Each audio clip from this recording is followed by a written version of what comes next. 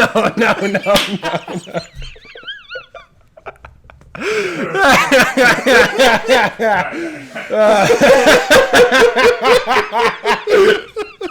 Yeah, we're not keeping any of that. But we'll cut. All right, we'll just cut in like right here.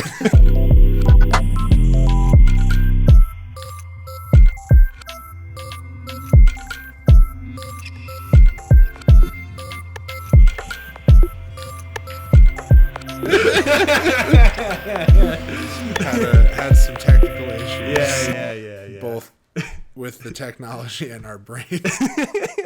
All right, Merry Christmas, everybody. We're here with Shawn, my brother today. Yay! That's me. And then also, for the first time ever, we have Vince, who we do not have a camera or microphone on, but I do encourage to chime in. Woo! Yeah. Vince, he really is. So we'll have Vince controlling Google and YouTube and other things whenever we need it in the background. So that's great. Who's Vince? He's right there. Where? Huh? Can you hear me? He's right there. I'm floating above your head, Shawn. All right. It's just the two of us here. Okay. I don't like it. You want me to come and gaslight you on your own podcast? I don't like the bit, buddy. What have you been up to today? I went to Trader Joe's today. Do you know what a Kringle is? No, go on. It's So like a crispy Pringle? that. Well, they're kind of crispy already. Right. But no, this is Kringle with a K, I think. Mm-hmm. But it's like a large, round pastry, like an oval. Uh-huh. And like last year, I got one that was pumpkin flavored. The one, yeah, Like Vince that? has got it up. Yeah, let's go. Yeah. Yeah, Here, Kringle. Vince, just full screen that window for us. Yeah. Okay. Yeah, see, but they sell them at Trader Joe's. And last year, Whoa. yeah, look at that. That's pretty No, cool. that's the one I got. Yeah, pumpkin. Nice. And it's really good. Wait, so it's a pastry? Yes, but it's like this big. Oh shit! You Yeah. ate all that? No. Well, I mean, I ate some of it last year, and then when I went to Trader Joe's today, I saw that they had them because it's the holidays. Oh, that's sweet. They didn't have the pumpkin one though; they had an almond. I don't think I went to a Trader Joe's for the first time until a few years ago. I don't think we ever went there as kids. I went there when I was a kid. Where was there one in South Phoenix? There wasn't. There was the one in Tempe. I don't remember that. Mom, Okay, you're just pulling up Trader Joe's. that's my guy. Joe, baby! That's Joe? No, Mom used to take me there. Yeah. There's not a podcast appropriate story about me going there when I was a kid. Oh, is it the... Incident happening. No, that's like the most podcast appropriate. Allegedly. I was not there for this mentally because I was a kid. Right. But there was a bathroom accident that happened in line at the Trader Joe's. Mm-hmm. Who's to say if it was me or Mom pinning it on me? But they let me back in. I don't think they recognize me anymore. I think I was probably on a list. You look dramatically different. I look dramatically different. It's all the work I've had done. I remember going to the Kmart next to the house. Yeah, Kmart is like Target from hell. Like, Yeah, because aesthetically it has all the things Target has, but it feels like if you were supposed to install everything in there with 4 screws, they only had 3. yeah, it's like whatever virus Walmart has. It's like it got. You know how in the 90s.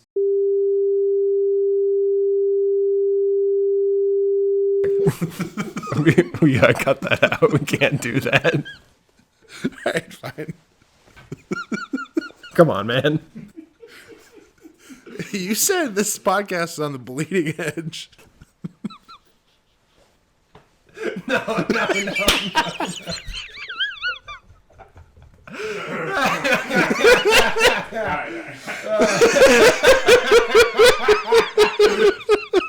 Yeah, we're not keeping any of that. Okay. We'll cut. All right, we'll just cut in like right here. Anyway, yeah, going to Kmart. Yeah, we were talking about Kmart. It's like Walmart impregnated Target. Yeah, pretty much. The baby they had was Kmart. So you working on anything? Multiple things. Yeah. I'm trying to get the YouTube channel going. It's been kind of stagnant this year. Well, yeah. So you're a multi-hyphenate. You're a musician. Bless you. And a video essayist. Vince got it. Yeah, I do a number of things. YouTube specifically, I talk about books and movies and whatever I feel like, basically. But do you need that for anything? No. Oh, okay. It's my job. It's my job to know if things should be plugged in. My subscriber count is largely because I've talked a lot about Haruki Murakami on the channel, who's an author that I like. Yeah. But I like less now. And so I'm making a video about... Did he do something? No, not necessarily. He's... the gist of it is that I got into him as like kind of a way to start reading a bunch. Like I read a bunch as a kid and then took a break in high school and college. And then when I got out of college, I was like, I need my brain to stay smart. And so I started reading again, and someone loaned me one of his books and I read it and I was like, wow, this is crazy. And so I kept reading him, and it kind of got me back into the groove with reading. But now that I've read so many other books and I look back on his, I'm like, this isn't like, you know, it's good still, but there's just like so much other stuff to read. And I feel sort of like tied to him on YouTube because like the videos I make about him get more views than anything else.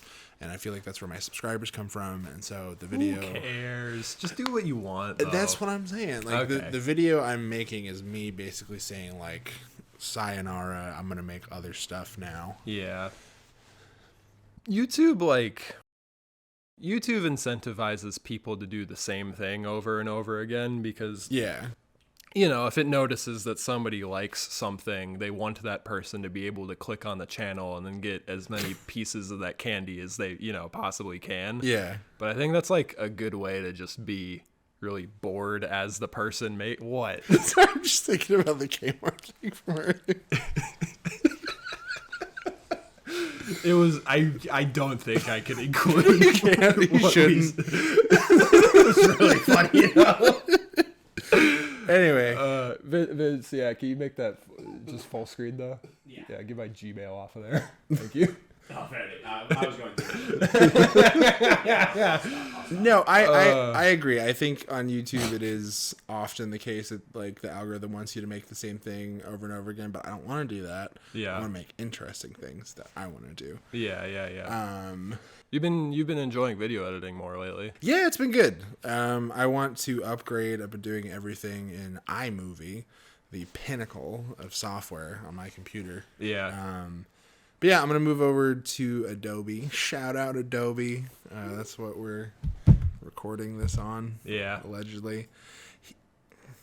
I had to download a free trial. The budget has decreased for the podcast. But yeah, no, I want to do like bigger, more interesting editing and that type of thing. And also too, I want the channel to not just be like video essays about books. Like I want to talk about concepts. Well, I've shown you that one guy, Man Carrying Thing, right? Yeah. That guy started as a Booktube channel, and now he's like a deranged person. Yeah, making, no, like, it's really great. funny sketches. I like his stuff a lot. His channel is funny because I was scrolling through his back catalog and I found him talking about a book, but so many of his current comedy sketches are so rooted in irony that when I saw him like talking about something like sincerely, I was like waiting. I was like, "Where's the joke?" Yeah, and then I realized like, oh, he just really likes Dune. Yeah, no, and I like that he can kind of do the sketch thing and then like also like do thoughtful, confident. Yeah. Which is that's why I like Jakey too, because like he is clearly passionate and like intelligent about stuff, but can also just like be a dumbass, and it's the perfect mixture. Yeah. Are you hungry? No, I ate a whole sandwich before this. All right, more for me. You bring a little No. Good choice. Good choice of chocolate. Doing ASMR. Yeah. No. You bring candies. You like Lindor? What is it? Lindor truffle. It's top tier. You want one? Yeah. It's top tier. You want one? Yeah, how many you got? It's platinum. We got options. We got sea salt How many pockets you got there? Oh, or coconut. let's go sea salt. All right, there you go. Thank you, man. No, just keep it.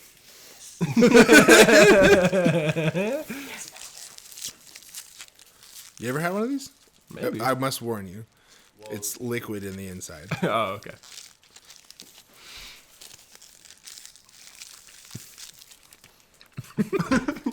You did that on camera? That was so good. Very good. I'll just cut to you watching me.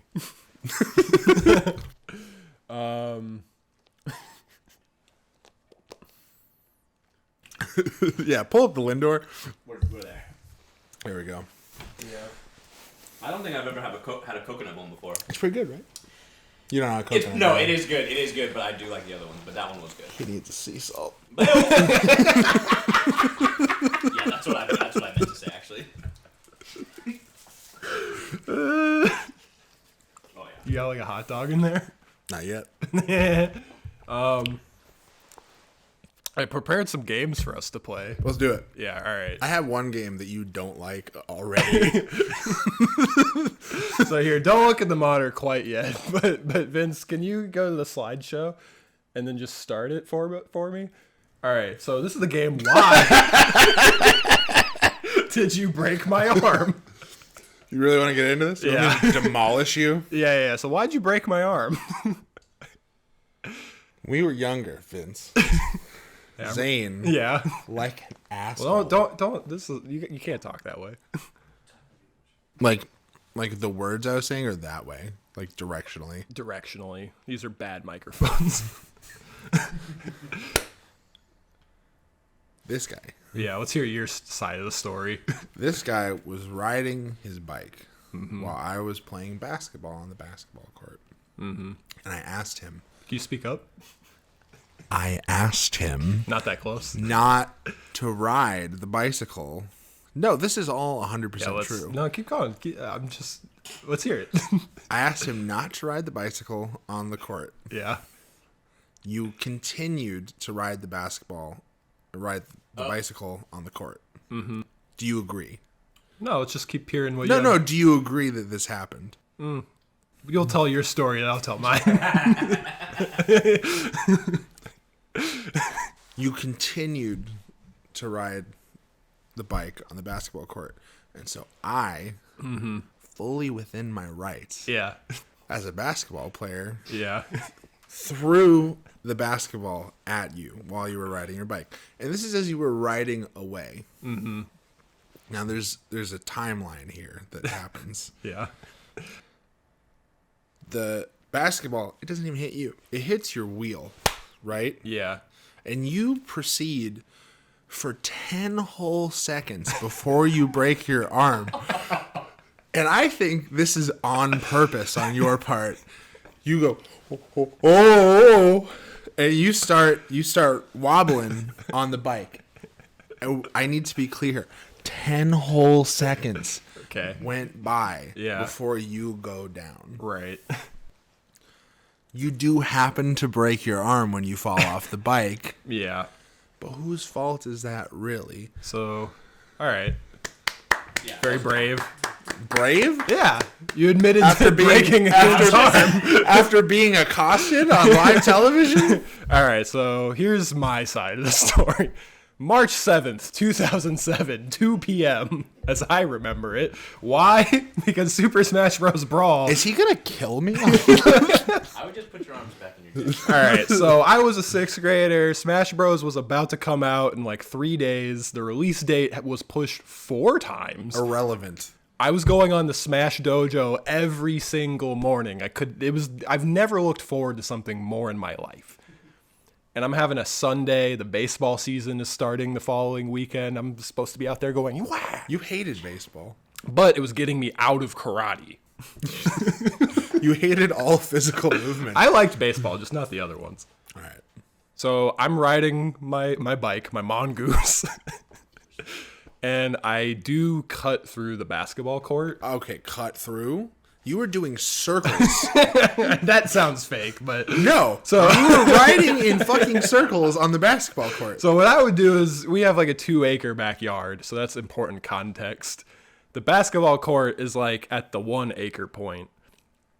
So there's a lot of land before and after the court. So I would, ride my bike around. And keep in mind. No. You had your time. You had your time. No. You need to understand the geography of our backyard. Because the basketball court, what it is attached to is our dad's sculpture studio.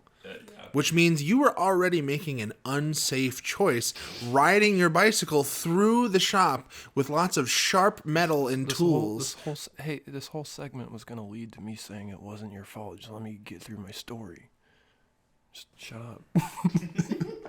So I'm like riding my bike like around the yard, and then I cut through the basketball court, and you you threw the ball at my back tire, and it like ricocheted off.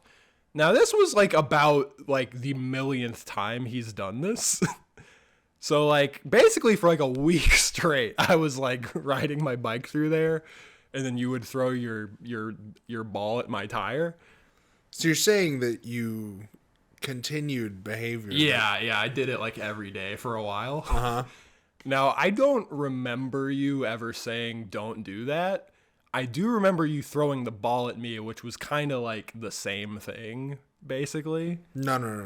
No, I mean, I'm giving you benefit. I'm saying you're right, because I don't remember your words, but I do remember your actions. I thought you had perfect memory. And so, yeah, basically, like, what was really impressive is when you would throw the basketball at me, nothing bad ever happened. Like, ever. Like, I was always perfectly fine. But in my mind, I would think, like, well, he ain't ought to do that. So one of these days, I was like, let's teach him a lesson about, like in Arrested Development. He's like, that's why, So, yeah. That's a large commitment on your part to break a bone in order to teach me a lesson. Well, what I wanted to do is I just wanted to swerve a little bit because I wanted to scare you, and I wanted you So you admit it. Yeah, that's what this whole thing is. I've admitted it so many times. He's acting like this is the first time I've said it was my fault. This is the first time. This is the way I tell the story. No. So I swerved, being like, oh, let's make him feel bad. Let's guilt him. And then like pretty immediately, I don't think 10 seconds. I think like 3 seconds later, I was like, oh, I'm actually swerving now. Like, I was like, I can't get back on course. Because, like, once you're doing this, it's hard to just go back into pedaling straight. And then I, like, did a front flip off the handlebars, and my bone snapped. And I heard it, too. No, I didn't hear it. Your words, I feel like every time we've talked about this, though, like, we know it was my fault. No. Yeah. You've never presented it this way. This is the way I always tell this story. No. Yeah. No. I always say I was fake swerving. Nope. That's how you know. No, I knew it because I was there. You are gaslighting me right now. I feel like you're gaslighting me. This is the exact way I tell it. Every time. You don't want to do a Madlib, but you want to bring up childhood trauma? Well, yeah, actually, so let's get into the real game. This was just supposed to be a quick joke. All right. How well do you know me? All right, so first slide. All right, so let's guess each other's favorite movie.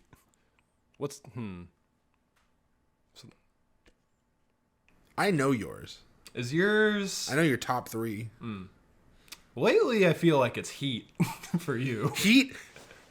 Okay. The podcasting realm has been oversaturated with Heat content. There's plenty of other podcast content to talk about Heat. But Heat is great. You need to watch Heat. And then we'll talk about Heat. But that's not my favorite movie. It's a great movie. I know you love Blade Runner. Which one? 2049. Is that your favorite movie? No, but it's pretty good. What's your favorite movie? I don't know what it is. It's so hard to pick. I'm going to pull up my Letterboxd. Because I don't know, like, yours doesn't stay the same forever, Like, I'm sure you see new movies and it adjusts over time. Well, what's mine? Yours is 20th Century Women. Yeah, it's my current favorite movie. It's been that way for a while. All right. Your other two are Interstellar and Her. Flip those, but yeah. Okay. All right. So in my top 4 on Letterboxd at the moment, it is Children of Men, Oh, wow. Lost in Translation, Oh. Big Fish, Oh. and Brazil. I've seen Big Fish. You haven't seen any of the other ones? I saw Lost in Translation in high school, and I thought I was going to like it, but I was really bored. Oh, we'll watch it again as an adult. I've never seen... Well, yeah. Never seen Brazil? No. You gotta watch Brazil. It's so good. I Have you don't- seen any Terry Gilliam movies? I don't think so. He's done Brazil. He did some of the Monty Python ones because he's a Monty Python guy. Like, that's where he started. Oh, what? Yeah, he's one of the Wait, Monty... isn't Brazil like a really like violent, like crazy movie? No. Oh, what's Brazil? Is that actually a place? It's a place? It's a place. It's set in Rio de Janeiro.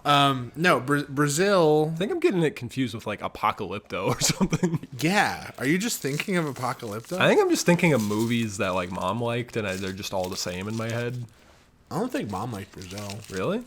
I guess I have no idea what Brazil is. You follow Brazil? Sir. Make sure you put in movie so it doesn't just show us like a forest fire. World Cup. Yeah. What the fuck? Yeah. This is Brazil? This is Brazil. What is this? Brazil? Yeah, click on one of those crazy pictures for me. Brazil is an 80s movie. Yucky. I'm not sure what year. This seems like exactly like what I never want to watch. Okay. Body, don't let a few screenshots dissuade you from this movie. This is like this is like exactly nightmare fuel for me. It will be nightmare fuel for you because you have like a specific aesthetic that you don't like. This. Yeah, but it's awesome. Ugh. Brazil, okay, you know the book 1984, right? Yeah. I pretended to read that once. Oppressive government, people listening. Mm-hmm. Blah, blah, blah. Brazil is like 1984 if the government was like really inept. That's fun. So it's silly. That's like now. Yeah, so it's this dystopian, very gray, like brutal society, and Jonathan Pryce's character works at like the government offices. And one of the first scenes of the movie is like him sitting at his desk, and Don't do that. okay, the desk goes into the wall, right? Yeah. Like it's jutting out of the wall, and he's like trying to sit there and type, and someone on the other side in another office just starts tugging the desk through the wall. Then they're sitting there having like a tugging match, but you only see him Right. like pulling that. So it's like it's like silly. it's silly. Robert Okay. De Niro is in this movie Oh. in like a bit part. I always thought this was like a super serious like movie about like war. No, not at Oh. all. I think I'm just That's what Children of Men is. okay. I think those are the same movie in my head. Children of Men is very serious. There's some funny moments in Children of Men, Yeah. but that's about it. Yeah. Okay. Good. Okay. So What, Children. what, no, but what were you gonna guess for my favorite movies? Honestly, Just Blade Runner? I was putting this game together because I was like, I don't know him. No, okay, we're like best friends, but like when it comes to like your favorites, I don't really. The thing about you is people associate me with like liking things like movies and music, but I'm kind of a fraud because almost everything I know is because of you. Like he's kind of the puppet master of my taste. So like when I think about it, I was like, I don't actually know what your favorites of things are. Well, those are some of them. Also, too, I as a principal think that like ranking things is a marketing exercise and not a real activity. Yeah, Like that's why I like Letterboxd, because it's not saying 1, 2, 3, 4, right? It's just saying these are some movies that I like. Yeah, I mean, what I've found is most of the time, and I guess I'm just gonna have to show my hand before I do it in this game, but a lot of times when I ask people what their favorite is and Yeah. they say I don't know, I get kind of annoyed. Yeah. Because I'm just like, well, just give me something, you know? And so usually my follow-up question is like, okay, well, what's something you really like a lot and you always come back to it, and then they have an answer instantly, and I'm like, Yeah. okay, that's all I was looking for, man. Yeah. Well, I mean, if that's the criteria, because there's some movies that I love and I've only seen a couple times because I don't know if Yeah. you're this way, but like with songs, right? Like you can listen to them over and over again, but eventually they get old and then you stop listening to them and then you kind of rediscover them later. There are some movies where I'm like, that was so perfect that I don't like want to watch it again anytime soon. Yeah. But there's movies that I watch over and over again just like for comfort. Yeah. Like, have you seen The Wind Rises? Oh, the Miyazaki one? Yeah, the Ghibli movie. Yeah. Ironically, that is one of my... It's not because it's not good, but that actually is one of my least favorite Miyazaki's. Yeah. Mostly just because the subject matter is so sad. But like visually, it's one of the most beautiful. It's so nice looking. There's I don't know. I listen to a lot of depressing music, and so I also gravitate towards some kind of like down movies. And there's something like comforting about existing in that like media sadness a little bit. And also too, like sometimes you discover something during a certain part of your life, and then that's You're good. You're good. is it working? Yeah, we're... Hello? Say something? Yeah, we should be good. Okay. But anyway, yeah, sometimes you just like you gravitate onto something or you latch onto something during a certain part of your life, and then like watching that or listening to it will kind of like harken you back to those days in a way. But yeah, I've seen that movie a million times. Big Fish I saw a bunch when I was a kid, so that's why I like That was that in my one. top 5 forever. Yeah. Big Fish is so... Because I'm not really a big Tim Burton guy. Like, I totally get why that Yeah. aesthetic becomes, like, some people's whole, personality, because it is very cool. Just never been super my thing. Yeah. Big Fish is an incredible movie, though, and I think it's, like, a Tim Burton movie that doesn't even feel like Tim Burton. Yeah, Like, well, there's some essences, but it's kind of just a normal... it doesn't have any of the like gothic overtones. That's what I as other mean. stuff. Is it's fantastical, but Yeah. it's more like... If Tim Burton is a minor scale, like, this is him in major, you know what I mean? That's a very good way to put it. Yeah. Yeah, Yeah. that's very good. Here, let's hit the next slide, Vince. All right, favorite band. What is your favorite Well, band? we're doing each other, so yeah, you can go first if you want. Well, you just listen to your friends' music. Well, don't... Just, come on, we're playing a game here. Don't attack me. What is your... Well, Red Hot Chili Peppers? Yeah. Okay. Is yours Pearl Jam?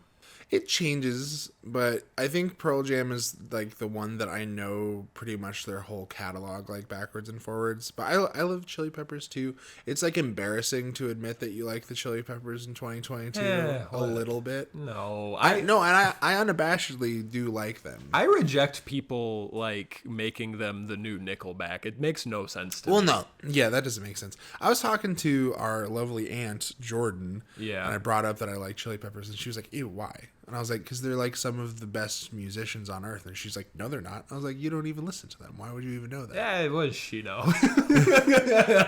But, yeah, no. Just kidding. I love you, Jordan. You know a lot.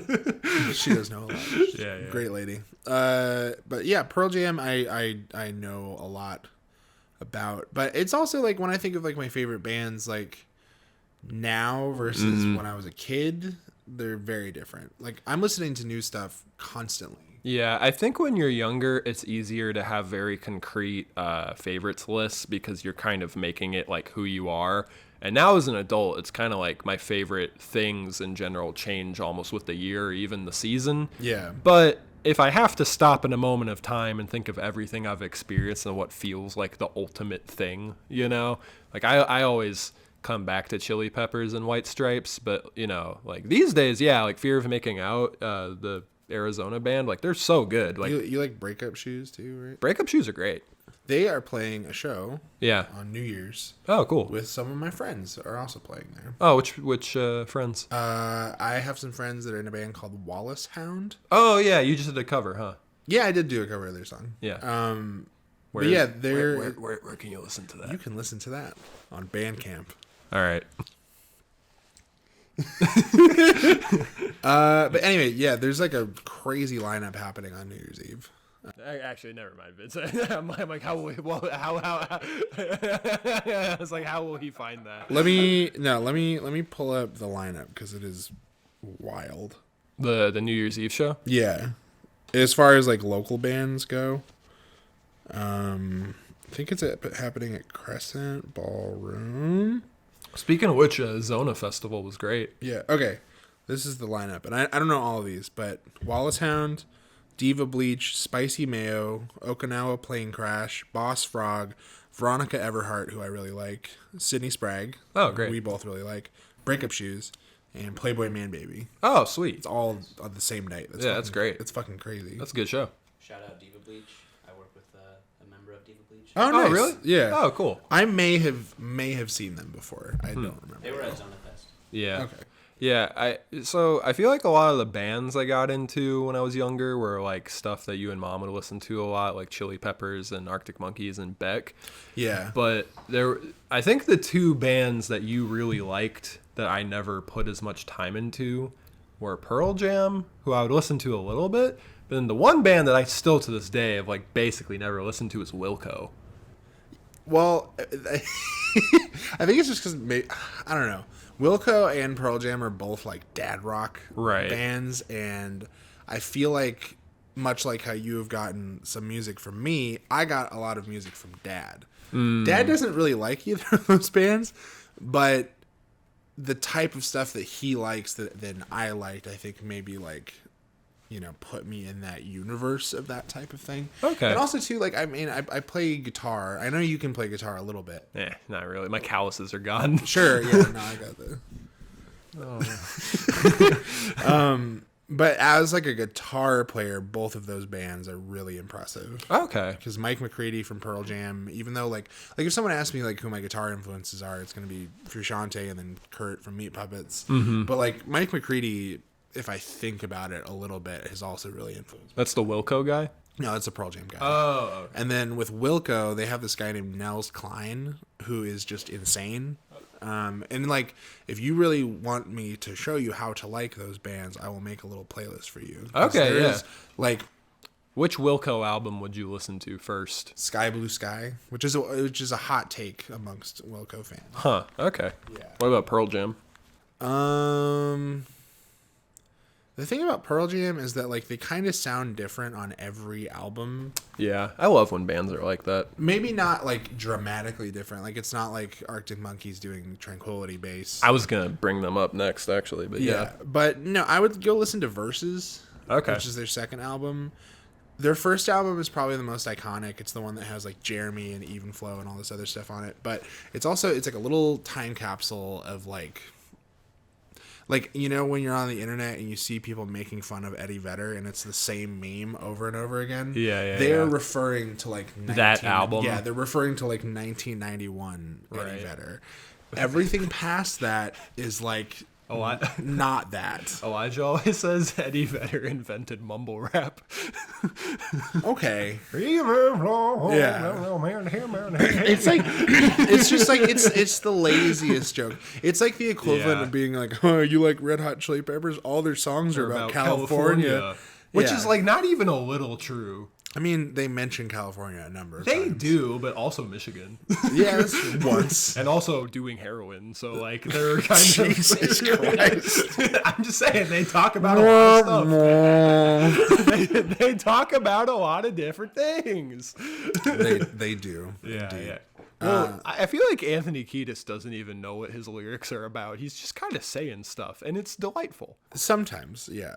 Well, I remember when Stadium Arcadium came out, they did this little like interview series, you know, that we had on iTunes. Yeah. And I remember there's like a couch interview with Flea and Anthony, and Flea's like, so like, what were you talking about on Warlocks or whatever? And Anthony's like, you know, when I was singing about like cheetahs and stuff like that. He was like, this is kind of what I was thinking on. And Flea was like, okay, yeah. It seems like they had no unified knowledge of like what the song even was. But I like that. I'm saying that as a good I think thing. it has diminishing returns. That album? No. I think favorite that album. style. Oh, Like just saying nonsense. yeah. Because like, okay, have you listened to the new albums by them? Yeah, I've listened to Unlimited Love a bit, and then Return of the Dream Canteen I've only listened to once. I think that's the better one of the two. Then yeah. Yeah. Oh yeah, Vince is a big Chili Peppers guy. Yeah. I think this new album was better than like almost like the last two. Oh, for sure. I think Frusciante coming back, for me, and I'm kind of biased because I like you said, I love Frusciante. He's the GOAT. Yeah, it really helps. But also, like, I did hear about this new album. They do make the song first, or like make everything, and then Anthony listens to it and then puts in his own. Then makes the lyrics for him. Yeah. Okay, but that makes sense when you hear So all of the Chili Pepper songs. you've listened to both the new albums? Yeah. So which one do you like? The Dream Canteen? Dream Canteen? It's sick. It's just Yeah. trippier. It's trippier. It's old Chili Peppery kind of. They- Right. At the same time. Yeah. They put like the more experimental stuff on that album because allegedly they recorded both of them at the same time and then just sort of like with Rick Rubin. yeah. But yeah, no, the newer one has like crazier stuff on it, and like it's them taking risks. Like there's some electronic drums on some of it. Like some of it doesn't work at all, but some of it is really good. But I do think like just like. It's not that making nonsense lyrics is a bad thing to do. It's just that like sometimes it just doesn't hit because there's not substance behind it. Like there's one of the best songs on Dream Canteen is called I can't even think of it. Hold on, I'm gonna have to. I was gonna look for you right now. It's like it's one of the catchiest songs. Here, on Vince, there. you pull it up so I can have it on screen. Okay. It is called Bella. But he has this like dumbass line in it where Look up a track list on Google. yeah. But he has this line in the song where he's like, I want you so badly. Hell no, my name ain't Bradley. Which is just the worst. You could have done so much better. And it's like That's the most Anthony Kiedis shit ever. it's so stupid. Like, who is Bradley? Obviously, and like in all likelihood he's not a real person. It's just like, you know what rhymes with badly? I get what you're saying. At the same time, though, so I don't know. Yeah. I don't think like I think sometimes analysis culture like puts art in this box where everything has to have substance, which I think can sometimes limit. No, I mean, I don't think that it has to have substance. I just think phonetically it needs to sound good and like not awkward. Yeah. I mean, obviously if something has substance, it'll stick with someone more because they'll have like maybe a personal connection to it. Sure, but like, and also too, I mean, it's like, what can you really ask of them? Like, this is kind of the point I make in the Murakami video too, which is like, he is maybe not making the best stuff of his career anymore, but like, why do we need that to be the case? Yeah. You know, like, how many masterpieces can you pump out in your lifetime? He's 70 years old. Chili Peppers are in their 50s now. I think Frusciante's in his 40s because he's like about a decade younger than them, but like for them to come out and like have Frusciante again and make 2 double albums, like this one has 17 tracks, I think the other one has like 16 or 17. Yeah, it's funny when we grew up, like I thought of an album. When I would think of an album, I would think 17 to 20 songs, and when I would think of a television season, I would think of like about 22 episodes. Now it's like barely half that. Well, I mean, but at the same time, you've got like Migos, right, where they'll put out Culture 3 or Culture 2, I forget which one it is. Yeah. It's like 30 songs. Dude, just out of curiosity, the other day, I was like, I wonder how many albums Snoop Dogg has. Not only a preposterous amount, but Snoop Dogg, his like most recent 4 albums all came out within the last year, and they're all just called like the NFT Collab 3. Like, yeah, he's doing some Bored Apes albums, and it's really some bummer shit. Yeah, look at that. Look at how many fucking albums Snoop Dogg has. But at the same time, like, get that money. You know what I mean? Oh, I'm not even saying it's a bad thing. It's just like, it's incredible. Yeah, here, Vince, take it back to there he is. Here, Vince, yeah, take it back to the slide. That's a winning smile. Yeah, let's hit that next slide. All right, favorite album. Well, that's hard. That's hard. It's very hard. You want to skip this one? No, we can talk about it. I just said the answer to mine, so you want to? Stadium Arcadium? Yeah. That's your favorite album? Well, I'm not judging you. That's a great album. I think it's a 3-way tie, and one of the 3 news just came out. It was made by a Nazi. Anthony Kiedis is a Nazi? Dude, yeah, like My Beautiful Dark Twisted Fantasy, man, is like so good. But I don't know if I can really enjoy it anymore. And then outside of that, like I have him blocked on Spotify, so that way even if it's like I have his stuff in my playlist. You can block musicians on Spotify? You can make it so even if it's in your playlist, it won't play it. Whoa. And you can't even play it. You can't even click it. Yeah. Well, see, for a while, I was getting into this headspace of like, if he puts out new music, I won't listen to it. But now, even when his old stuff comes up on TikTok or something, I don't feel joy anymore. I just get sad. I just get sad. It's awful. Yeah. But have you seen that TikTok trend where people are just pretending Kendrick made his albums? That Kendrick made Graduation. Yeah. There's like comments now that say, Kendrick made Graduation. Yeah. I don't really want to talk about Kanye. I wasn't planning on Yeah. it. I was just trying to briefly mention that. And then, and then the other album I would say is Elephant by the White Stripes. Nice. Yeah. Yeah. That is great. I have liked the White Stripes less over time. Oh, really? I don't know why. I haven't nailed that down yet. Well, but Elephant is amazing. I think Get Behind Me, Satan is also really, really good. One thing about me is for every single favorite musician I have and every film director I have, none of them have I ever listened to every album they've made or seen every film they've made. Yeah. So there's White Stripes albums I still haven't heard. Why do you think that is? I just, a lot of times when I look into early work, I like get to track 2 and I'm like, this is bad. Or I just get bored. Like, it's just not like why I like them. Yeah, I'm kind of the same way in that, like, I don't want to listen to Freaky Styley.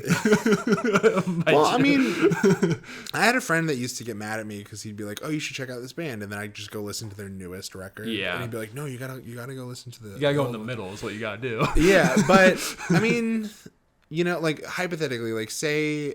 Like I got a record contract and I put out a new album and it was like that's what most people knew me for. Yeah.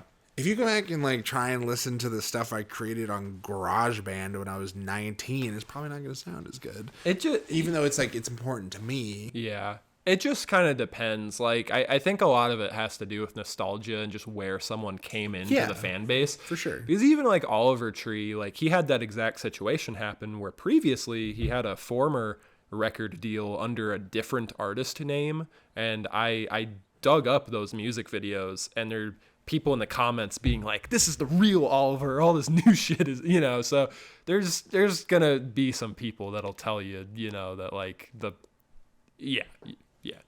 There's I had a thought, it's gone. Sick. But yeah, favorite album, it can be like what it is right now too, if you don't want to do an all-timer. For the last like half decade or so, it's been To Pimp a Butterfly. Yeah.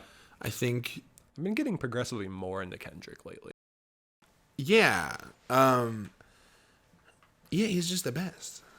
Like I don't know. I'm not a rap historian, right? So I don't know everything. Like LeBron?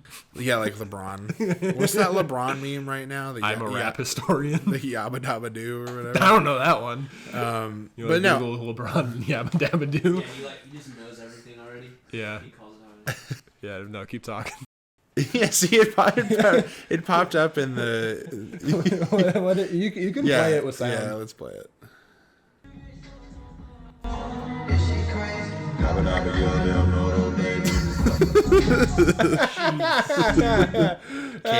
A king if we've ever had one.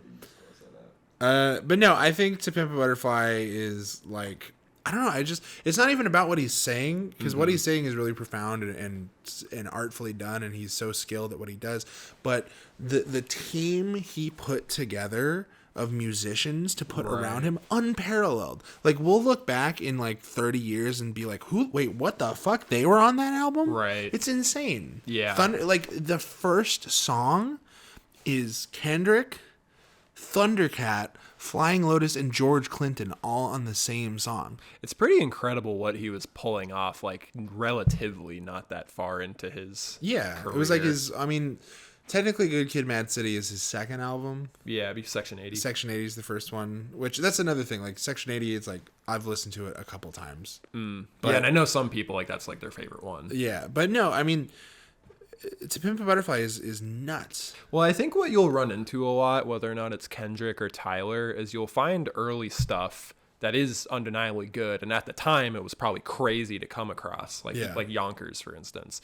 But then you'll have people in the comments, and it's always people saying he should rap like this still, you know. And it's like, for artists, they're like, why would I stop progressing on new ideas just to go do a thing that you liked me for a decade ago over and over again? I think like okay, yes, like, should he make To Pimp a Butterfly 2? No. I think it's important that like artists progress, and like if you don't and you still make a good album, that's fine too. Like if you look at like Is This It by The Strokes, and then you look at Room on Fire, it's like how much progression did they really make? Their newest album kind of feels like that first trilogy again. A little bit, and that's another favorite of mine is First Impressions of Earth. Yeah. This is a hot take, but I think that's the best Strokes album, at least for me. Is that the album cover where it's black with Yes. the lines? Yeah. That's the one that has like You Only Live Once, Razor Blade, Heart in a Cage, Juice Box. Yeah. Man, those are so good. That was like freshman year of high school for me. Okay. That album. Razor Blade I was like really into. Yeah, that's a great song. Yeah. And like the deep cuts on that album are really good too. And it's like, I don't know, you could argue that Is This It is like the best one because it's the most iconic and probably has the songs that people relate to the most. But like I have this thing where I've noticed that a lot of the bands I like, their third album is often the one where they kind of go off the rails a little bit and try some new stuff. Like you've got First Impressions of Earth, you've got Arctic Monkeys made Humbug, which is another one of my favorites, which is completely different than the first two. I had a third one. I can't remember what it is. But people like tend to try out new things. There's a Bombay Bicycle Club album I really like, and I can't even think of the I name only of really it. know one song by them, but it's good. They're very good. But their third album is really weird. Like they integrated a bunch of like... You know what I've been getting into lately? What? So I love Wolfgang Amadeus Phoenix as an album. Yeah. And then after seeing them live, I would listen to like a few older songs by them. But for a while, it was that same problem I had where I would try to click along to some of their old stuff, and it wasn't registering in my brain for like what I liked about that first album. Sometimes there's a lot of stuff in life though, where if I don't initially like it, I know that there probably is like value to it, and that if I come back to it later, I'll like it more, you know? And so Phoenix was always one of those bands, and lately I've been listening to their older albums, and it's always fun having that thought of like, what was wrong with me? This is fucking like this, you know? Yeah. What's the one before Wolfgang is called It's Never Been Like This? Is that what it's you called? got that? Wolfgang Amadeus. So pull up their albums. Pull up the Phoenix discography. Because that one's really good. No, just Phoenix discography. Yeah. Yeah. What's the is red it one? Untied or Untitled? That top right one. That one. United. That's their first one. Okay, yeah, that's the one I've been like really getting into. Yeah. Oh yeah, they're Go back though, Vince. What's the red album? Second row. Yeah. Yeah, It's Never Been Like This. That's the precursor to Wolfgang, and that they have kind of like a similar sound on that one. On United, I don't know if you've noticed this, but Injury Reserve, three-man weave, the sample is on. Yeah. No, yeah. I think I remember seeing them in an interview, like when that first came out, talk about sampling Phoenix. Yeah. So I think that they even talked about that openly. I am of the opinion that Bankrupt is actually the superior Phoenix album. The one with Entertainment as the single. Yeah. That album, yeah. That album slaps so hard. They Entertainment. literally bought the mixing station that Thriller was mixed on to mix that album. Oh, that's cool. It's wild. And I just think it's underappreciated. Like I think when you make sort of your like cultural masterpiece and then you have to follow that up. Yeah. It's difficult. But I think I think it's like their most emotional album. What that kind of reminded me of is I felt like in high school there would be times where a band, like you just said, they would put out some cultural masterpiece and then they would have a follow-up album not that much long later, and then the follow-up album would manage to have maybe like one or even two singles that would be kind of around because the band is like a buzzy subject, but the album would go on to be not remembered. So like I feel like Wolfgang Amadeus Phoenix was like a really big album, but then Bankrupt, it's like Entertainment was kind of a big song but nobody remembers it, you know. And then kind of similarly like Coldplay had Viva La Vida, the album, and then the next one came out. People got to stop hating on Coldplay. Oh, I completely agree, but like what is the album? What's the one after? Is it called Milo's I Love? Okay, that's the name of the album. Yeah, I was gonna say that, but it seemed wrong. Yeah, that's them. Yeah. So Milo Xyloto, like it had some radio singles, but then it's like as a whole, the album gets forgotten. Yeah. Even with like Passion Pit, kinda, that would kind of happen. Yeah. Here, Vince, you can go back to the slideshow. Yeah, let's see what else. Oh, the one other one I wanted to point out is Yeah. Dear Science by TV on the Radio. Yeah, that album's fucking incredible. Yeah, if they ever come out of their hole and unretire or what, they're not like officially retired, but like Yeah. if they ever tour, I will be. I think they're my number one. Like I want to see them the most live. Yeah, same. The other thing would be like if the White Stripes ever did like a reunion tour, I would have to spend a lot of money. Yeah. All right, hit that next slide. Favorite concert? Ooh, that's tough. Phoenix, honestly. That's your guess for me? Oh, for you? Because that was the answer. Oh yeah. Honestly, for me too. I've seen them. Best show ever. Yeah, I've seen them twice. I saw them on the Bankrupt tour, and then we both saw them for Te Amo. Yeah. Vince, do you like that band much? Phoenix? Like enough, but not. They have that song like Listomania. You gotta Yeah, gotta do the not- deep not- dive. You gotta Okay, do the deep so, dive. So okay, here's the thing. So, Bankrupt is the album that came after the big famous one. Yeah. So I I went. don't think I've listened to that at all. Like I don't think I've listened to Bankrupt at all. Yeah, no, most people haven't. So May I draw you? yeah, it's fine. So so I went to the show with like the exact attitude you have right now, where I was like, yeah, I like them enough. I have a few songs, right? Yeah. Best show of my entire life, like easily. And so then when they put out their next album, Te Amo, like I went back again, and it was yet again like the best ever. Bomb.com. Yeah. You just doing a portrait of me now? It's just sketch. Okay. So I like it, yeah. So the big things are, so when he was doing the Bankrupt show, the lead single was Entertainment. They opened the show with it, and you're thinking you're starting with the biggest song, right? And then he, with his corded microphone, managed to walk off stage into the crowd of the marquee, go to the entire back of the venue, do a loop, and then back on stage, which implies he had like 1,000-foot long cord, right? Then throughout the show, he went into the crowd and just hung out there for probably a good 5 or 6 songs, but like in different occasions. Yeah. So like he just kept coming in and out. So he performed songs just being the guy standing next to me, and I was just like watching him like this. They, in the Wolfgang Amadeus Phoenix album, they have like a really long instrumental track called Love Like a Sunset Part 1, which then leads into Part 2. Craziest light show I've ever seen in my life, because it's all just synced to the instrumental track, and he's just like lying on the floor while it's going on.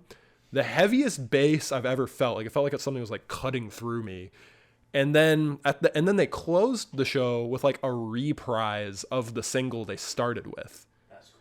And then I was like, wow, like I've never seen somebody do something like that. Start and end with the most anticipated song.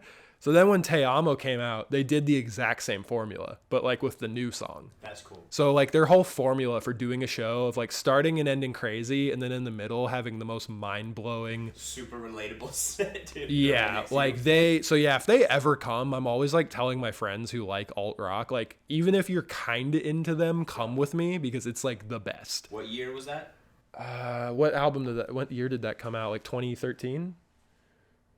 Yeah, Phoenix discography. I want to say 2013 probably. Yeah, 2013, and then 4 years later, 17. Oh, you know what's funny about the 2017 concert for Te Amo? I remember I was actually on Tempe Town Lake recording maybe the final shot at all I had to film for my short film, Go Fetch. It was like my senior capstone. And I was telling everybody like, hey, the way I'm scheduling this, I'm going to like leave this to go to a show. And, so everybody had an awareness. It wasn't like I was just like, bye guys, thanks for working for me. But what's funny is like you can get to that venue, you know, from crossing the bridge. So I just like walked there. That's cool. Like from the park, like after feeling all like I just finished my movie and now I'm about to go see the best shit ever. And great venue. Like, So do you Monkey is think sick. the second time you saw them was the best time or the first time? The first time because I like entertainment as a single more than the Te Amo single. Yeah. But I think I got like basically equal enjoyment out of it because it was kind of just the same experience twice. I've always loved the Marquee, but now the Van Buren downtown is like the similar size, but it's like clean. You got CDs right next to it. Yeah. Yeah. All right. What you got? Oh, me? Yeah. Whoa, that's pretty good. Here, take a screen cap and we'll put it on screen later. I'll edit that in. I'll export it. Oh yeah, I guess you could send it to me on Facebook and then he could throw it up on screen right now. Do I even have Facebook on here? Can you have Messenger? Can I text it to you? I wasn't prepared for that, but Yeah, yeah, you can. All right, there you go. This was bit number 2. Yeah, here, Vince, stay there. Holding. Yeah. Here, pull up the next slide really quick while I'm doing this. Yes, sir. Did I even give you an answer? Yeah. Yeah, we both said Yeah. Phoenix. I saw Block Party once. That was gonna be my guess. I was with you. That was really good. Yeah, here, Vince, go to Messenger really quick. Yes, sir. Yeah. All right. That's what I'm talking about. Quick download, quick share. All right, yeah, you can go to the slideshow. Yeah. Yeah, no, I remember we saw Block Party together, and that was another instance where I didn't know them too well, but I was just kind of all about going to concerts at that time. And I remember when the show ended, you basically were like, that was one of the best shows I've ever been to. Yeah. And I remember it kind of surprised me, actually, because I felt like we had been to so many good ones.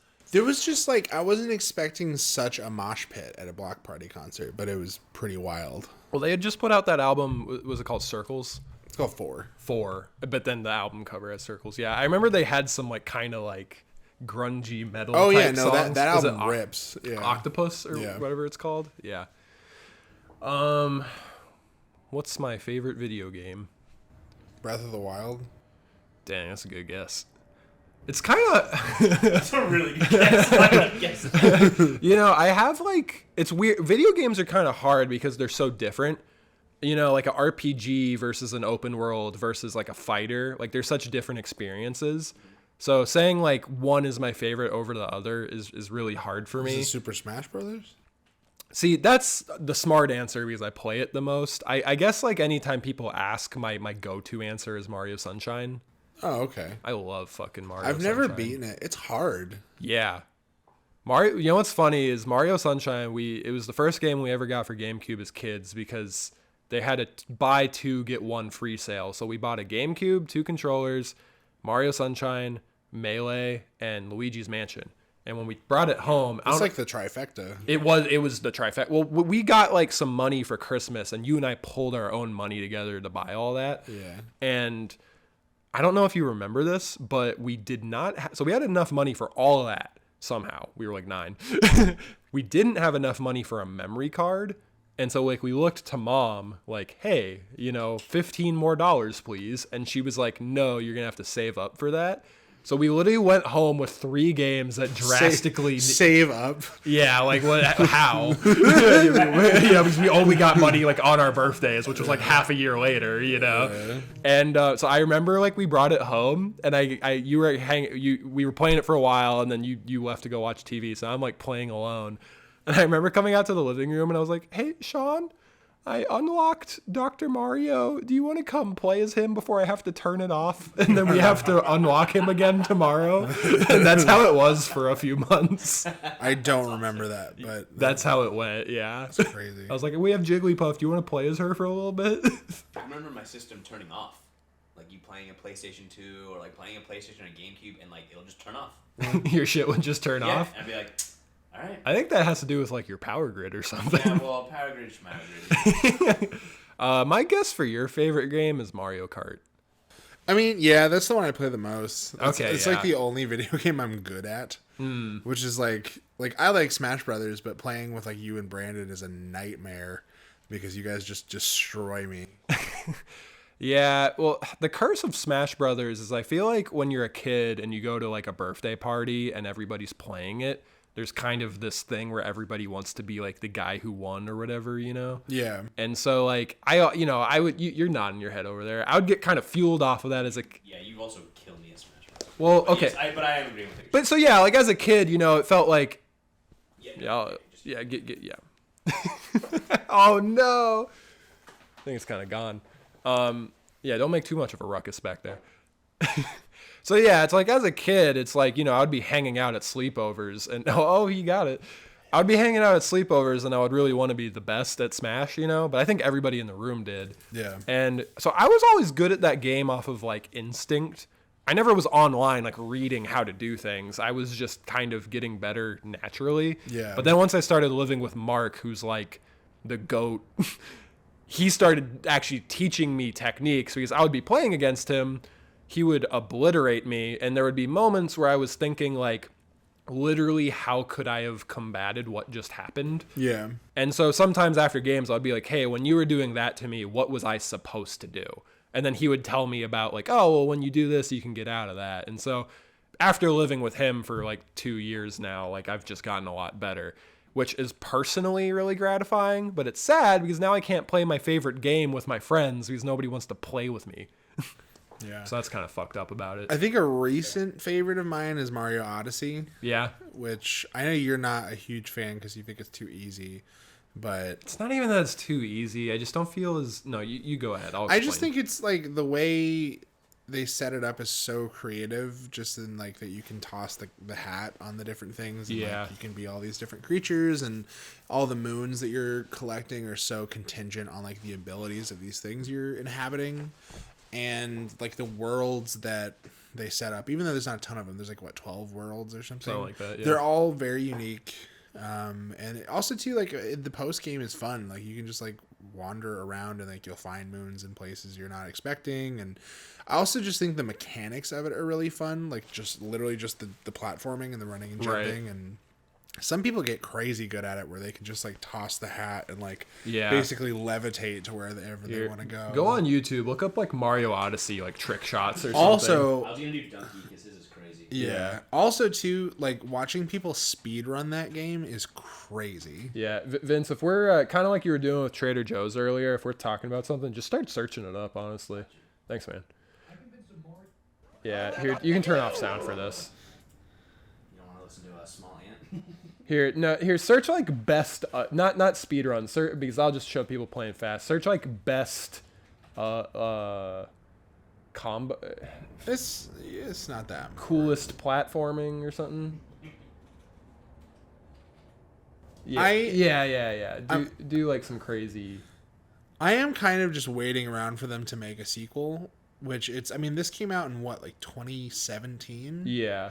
And they still, they did Bowser's Fury, which is really fun, but also very short. Well, like 64, Sunshine, Galaxy 2, and then now Oddesey. So it's like there's only been those. And I personally don't count Mario 3D World because that to me does not feel like a full-on 3D Mario game. I think it just feels like a side scroller with a new axis of movement. Yeah. But Vince let me play Bowser's Fury a little bit, which is kind of like a half game they put out, and that feels almost as fully developed as something like a Sunshine. But you can also beat it in like 3 hours. Yeah, well, it's a short game. It's not like Yeah. even a full I think game. that's like a pre-course. Like I think whatever comes next is gonna be Yes. like that Bowser's Fury and Odyssey like combined. Yeah, and Yeah. and I don't know if they're gonna wait around for like whatever the next console is, but I hope they don't. I hope they just make something new. Here, Vince, this is like a tutorial. Yeah, I was Just- like, look at this. We don't need to get stuck on this. well, I just want him to be doing things in the background while we're talking. So I was just gonna say you can just look up like craziest ever, Vince, shit like you that. do whatever you want. Okay, oh. No. No. But yeah, no. Is this related to COVID? Yeah, no, Vince, you can just be finding stuff while we're talking, and if you find something really cool, you can tell us to look at it. Let's hit the next slide, though. No, I know. It's just I want to start doing this with Vince regularly, so this is our first foray into this format. So okay. Hold on. While we're paused here, no, we'll do it after. Yeah. What's the next slide, Vince? How many of these you got? It's probably the last one. I Honestly, think this is the last one. Yeah. this one was Big one. favorite book. Big one. Oh, that's so hard. What do you think my favorite book is? The Bible. Never read it. It's classic. I know the ending though. So you know the beginning. I actually don't. How does it start? I don't actually. Genesis. I don't even know what the It starts with Genesis. Yeah. It's Did you grow up religious? Sega. Yeah, Genesis Sega is the first book. Yeah, I did. You did? But Genesis is the first book, and it's the. Did you go to church growing up? Oh, did I go to church? Yes. I've never been. Yes, a lot. You've been to church. Well, at a wedding. We went with Conchita. Like one time when we didn't have memories. Dude, it's When we didn't have memories. I have no recollection of ever being at a church. It's so fun. Really? No. Okay. What is your favorite book? Well, you're not a big reader. Okay, here's what I've been thinking. I think Harry Potter tricked me into thinking I'm a good reader. Because as a kid, I would be finishing these like 600 Big books. big ass books, and I'd be like, give me my coupons for free Pizza Hut, teacher, because they would do like book programs like that. And then like, people would hand me like real books and I'd be like, why don't I understand it? So I've gotten a lot of joy out of reading books, but as an adult, it's been a hard habit to break back into. But you still have to guess, what is my favorite book? I have two answers in my head that I would accept. I have no idea. Like, You don't even know what I've read. no, not really. I mean, I can picture what you read as like a kid. All right, let's flip this a little bit. Guess what I've read. Think of books that you think I should have read. Hoot. I've read Hoot. I've also read the sequel, Flush. Yeah. Yeah. Google Flush and Hoot. I don't know. Did you read Small Steps? I did read Small Steps, and it was the fastest book I've ever read. I read it in like 2 days. You Well, okay. 4-book collection. Well, there's the 4. What's the third and fourth one? Chomp. Scat. Scat. Oh, they made a poop one. Wow. Well, Flush is kind of a poop one. Vince, look up Small Steps by Louis Sakar. Yeah. Okay, yeah, keep guessing things you think I've read. Well, you've read like a lot of nonfiction. I have, actually. Like, you've read a lot of like memoirs and Yeah. comedy things. Like, I know you read that Judd Apatow interview book. It's right there. I never finished you it, got a though. Questlove Still working on one. it 7 years later. Other than that, I don't know what you've read. You Old read books. you read the Tarantino book that I bought you. Yeah, it was so good. Yeah, I still need to read that.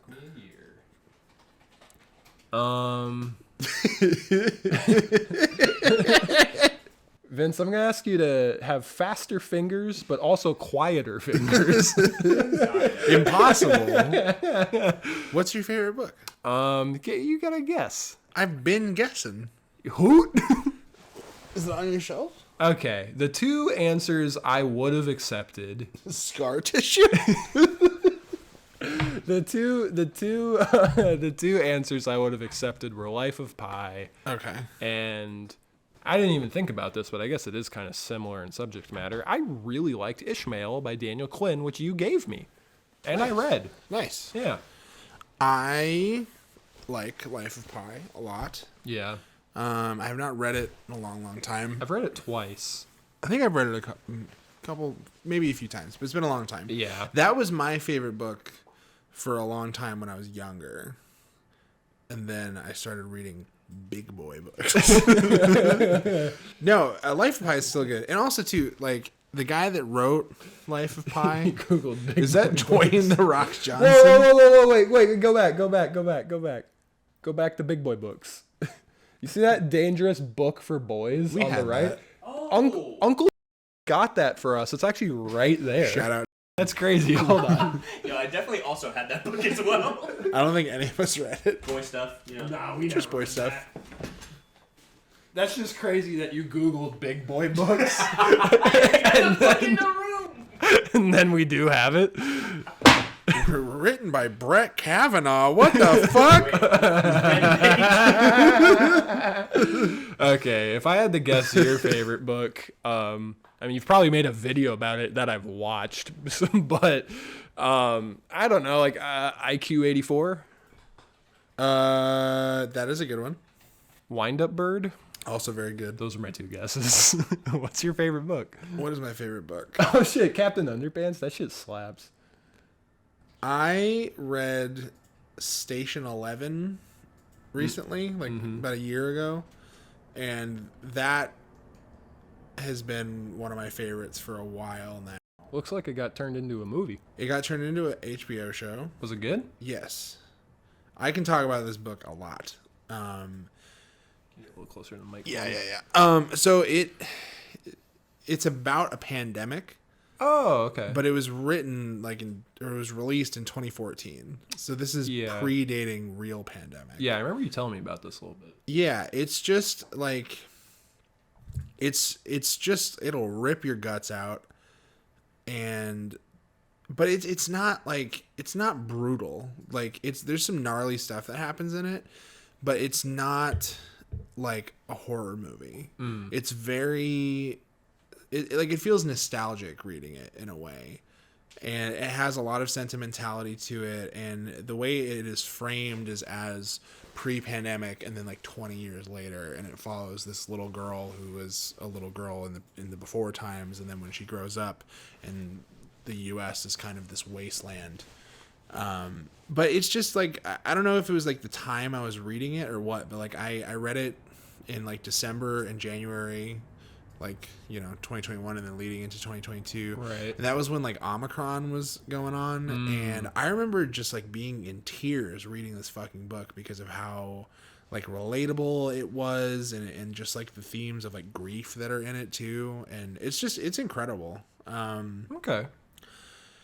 What else have I read? That guy and that girl. It's really good. You should watch it. Oh, why do I know her? Is she in Blade Runner? She's very good in it, and it was interesting because I read the book. Yeah. And then the show had started, and I tried watching the show like right after I had read the book, and they changed some stuff. Yeah. And I was like, no, can't do that. And so I stopped watching it for a while, and then I came back to it maybe like 3 or 4 months ago and finally finished the series, and it's really good. And they changed stuff.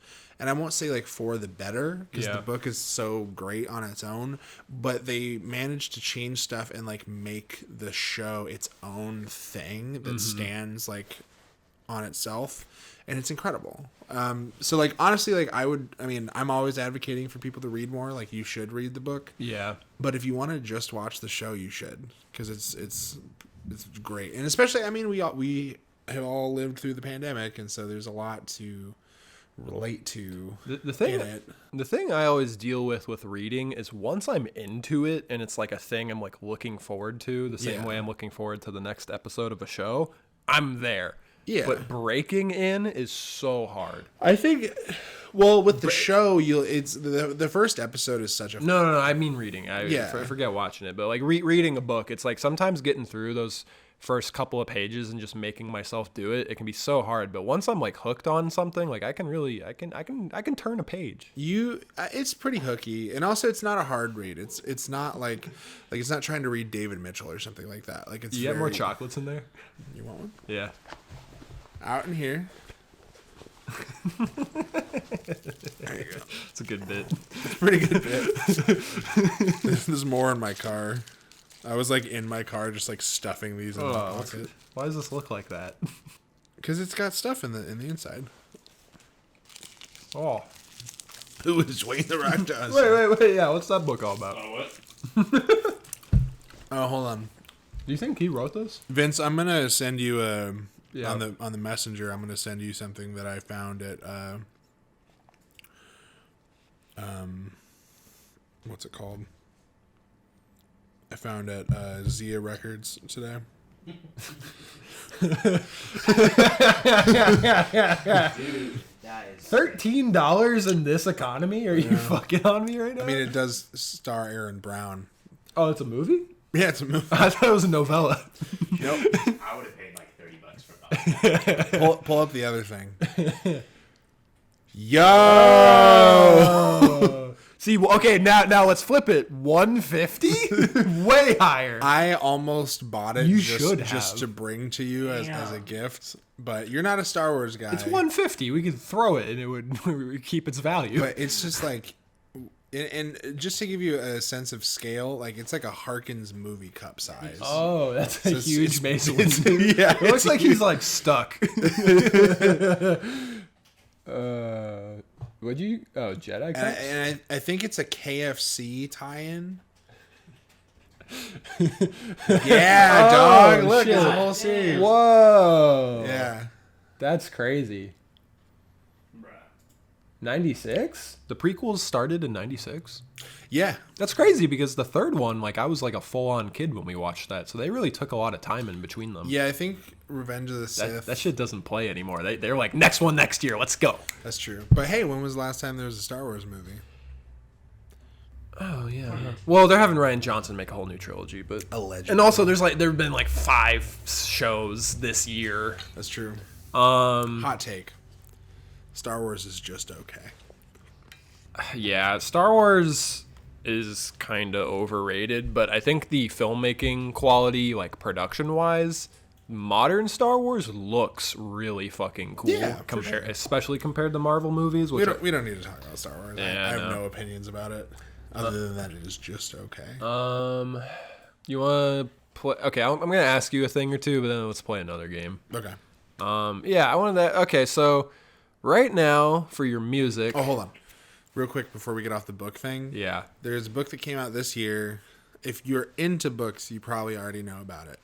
But it's this book called Tomorrow and Tomorrow and Tomorrow. It's like, the more I have sat with it, the more I've been like, yeah, this is like one of the best things I've read in a long time. That is the one. Yeah, click that guy. It is, it's so good and it's so beautiful. And it's about basically these two kids who are friends when they're children. And they have like a falling out. And they meet in a hospital. And they have kind of a falling out and then reconnect when they're in college. And they start a video game company together. And it is like part romance, part just like modern fiction. But like it's really, really good. And it's beautiful and tragic and like kind of funny at times. And like, I don't know. I've never read this author before. Like she's written other stuff, but now I very much want to read more of her stuff because this book is really good. And like people know about it. Like it's like Goodreads just did their year-end like awards or whatever, and this won for best like fiction. Goodreads is like Letterboxd for books, right? Yeah, for sure. I was thinking if someone wants just like a very profitable idea for a website, somebody should just make Letterboxd, but just have movies, TV, books, games, and music all in one site. Add a D to that.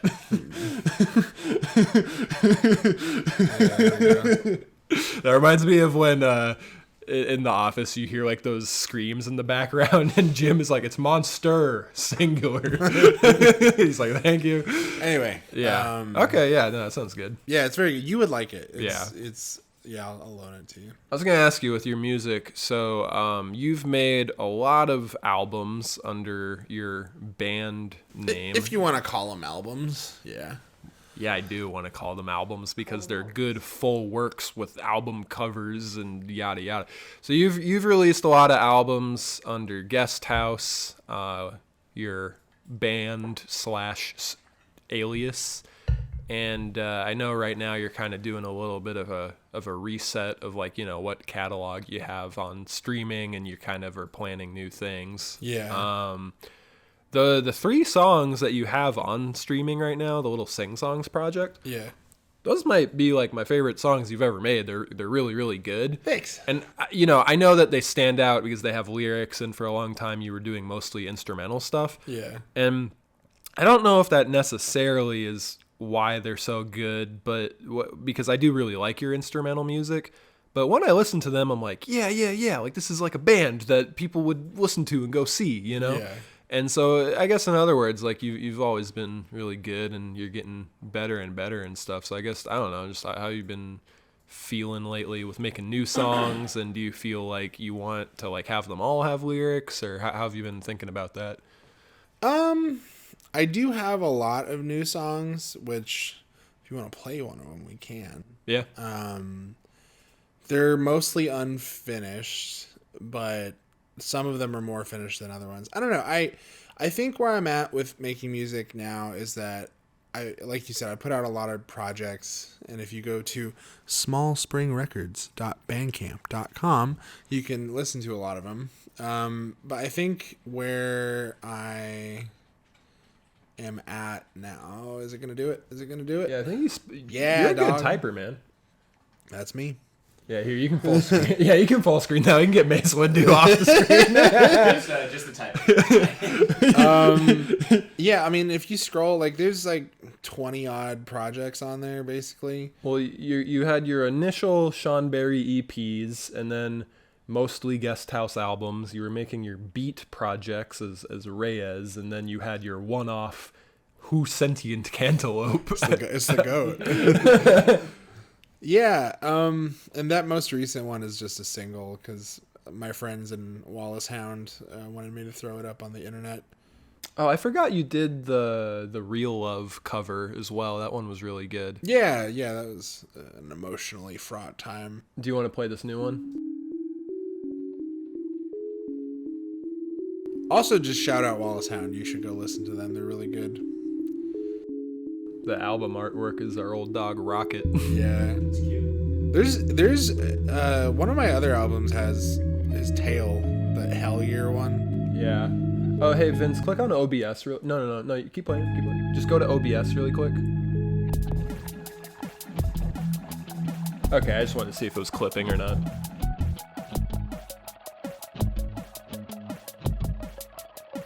When it's when this is playing through, like on the podcast feed, is it these picking it up? Probably not, right? OBS is picking up the desktop audio, Oh, but cool. these are probably hearing the speakers right now. Yeah. Sure, that's fine.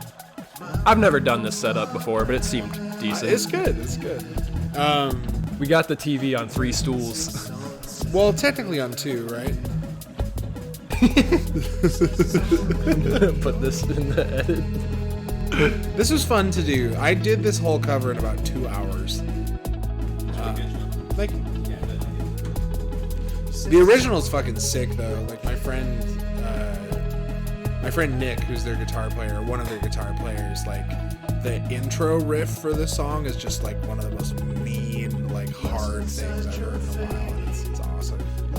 Anyway, what was I? I don't know. We were just kind of talking about you making music. Where I'm at now is like I want to. You can keep it on that.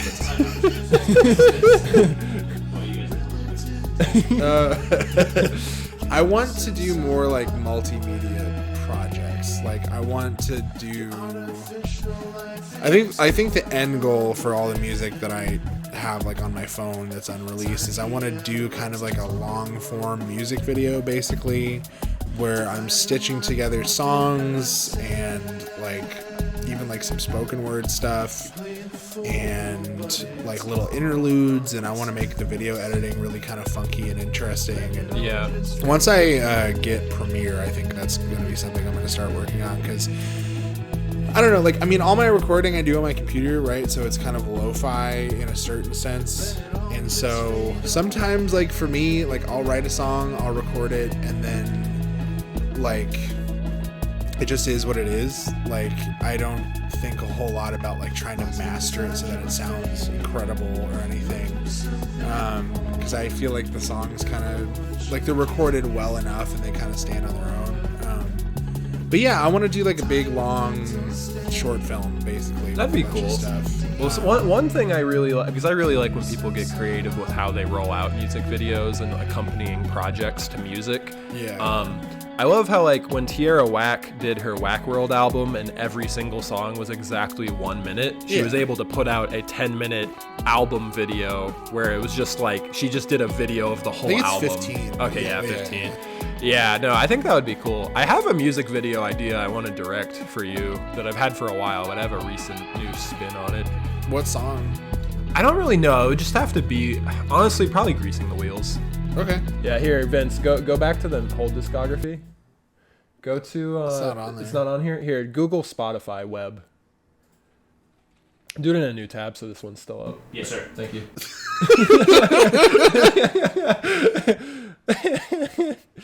Yeah. Go to search and hit Guesthouse. No, just type in Greasing the Wheels because I want to see how many other songs are called Greasing the Wheels.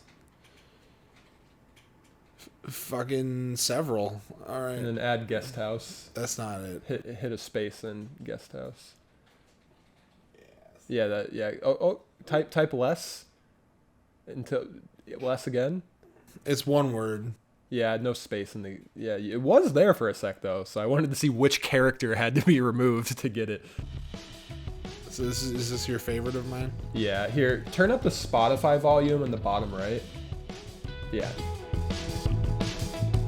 This one just has really good like progression to it. Like it just has good movement. You know, I feel like this is inherently very like cinematic. What's your idea? Yeah, I guess I could just say it on here. I've kind of pitched it to you before, but I have like a new spin on it. Yeah. So I've wanted to do a video where, and like it could be a rapper, it could be a singer, songwriter, but I think I've come to the conclusion I want it to be you. So I want to do a video where it starts as a wide shot and someone's like doing their song. So, you know, instead of rapping, I'd be rapping. Here's the tough thing about this is I don't remember how to play this song. well, you can just do your best and then it'll sync just fine. Yeah, but I want to just be running around you in like a constant circle. So you're always center screen, but it's just moving, you know? I was thinking if we could rent like a dolly, I could actually just do it like really clean and not handheld, but maybe I would do like takes of both, you know? Yeah. And I would want to be progressively coming like closer to you.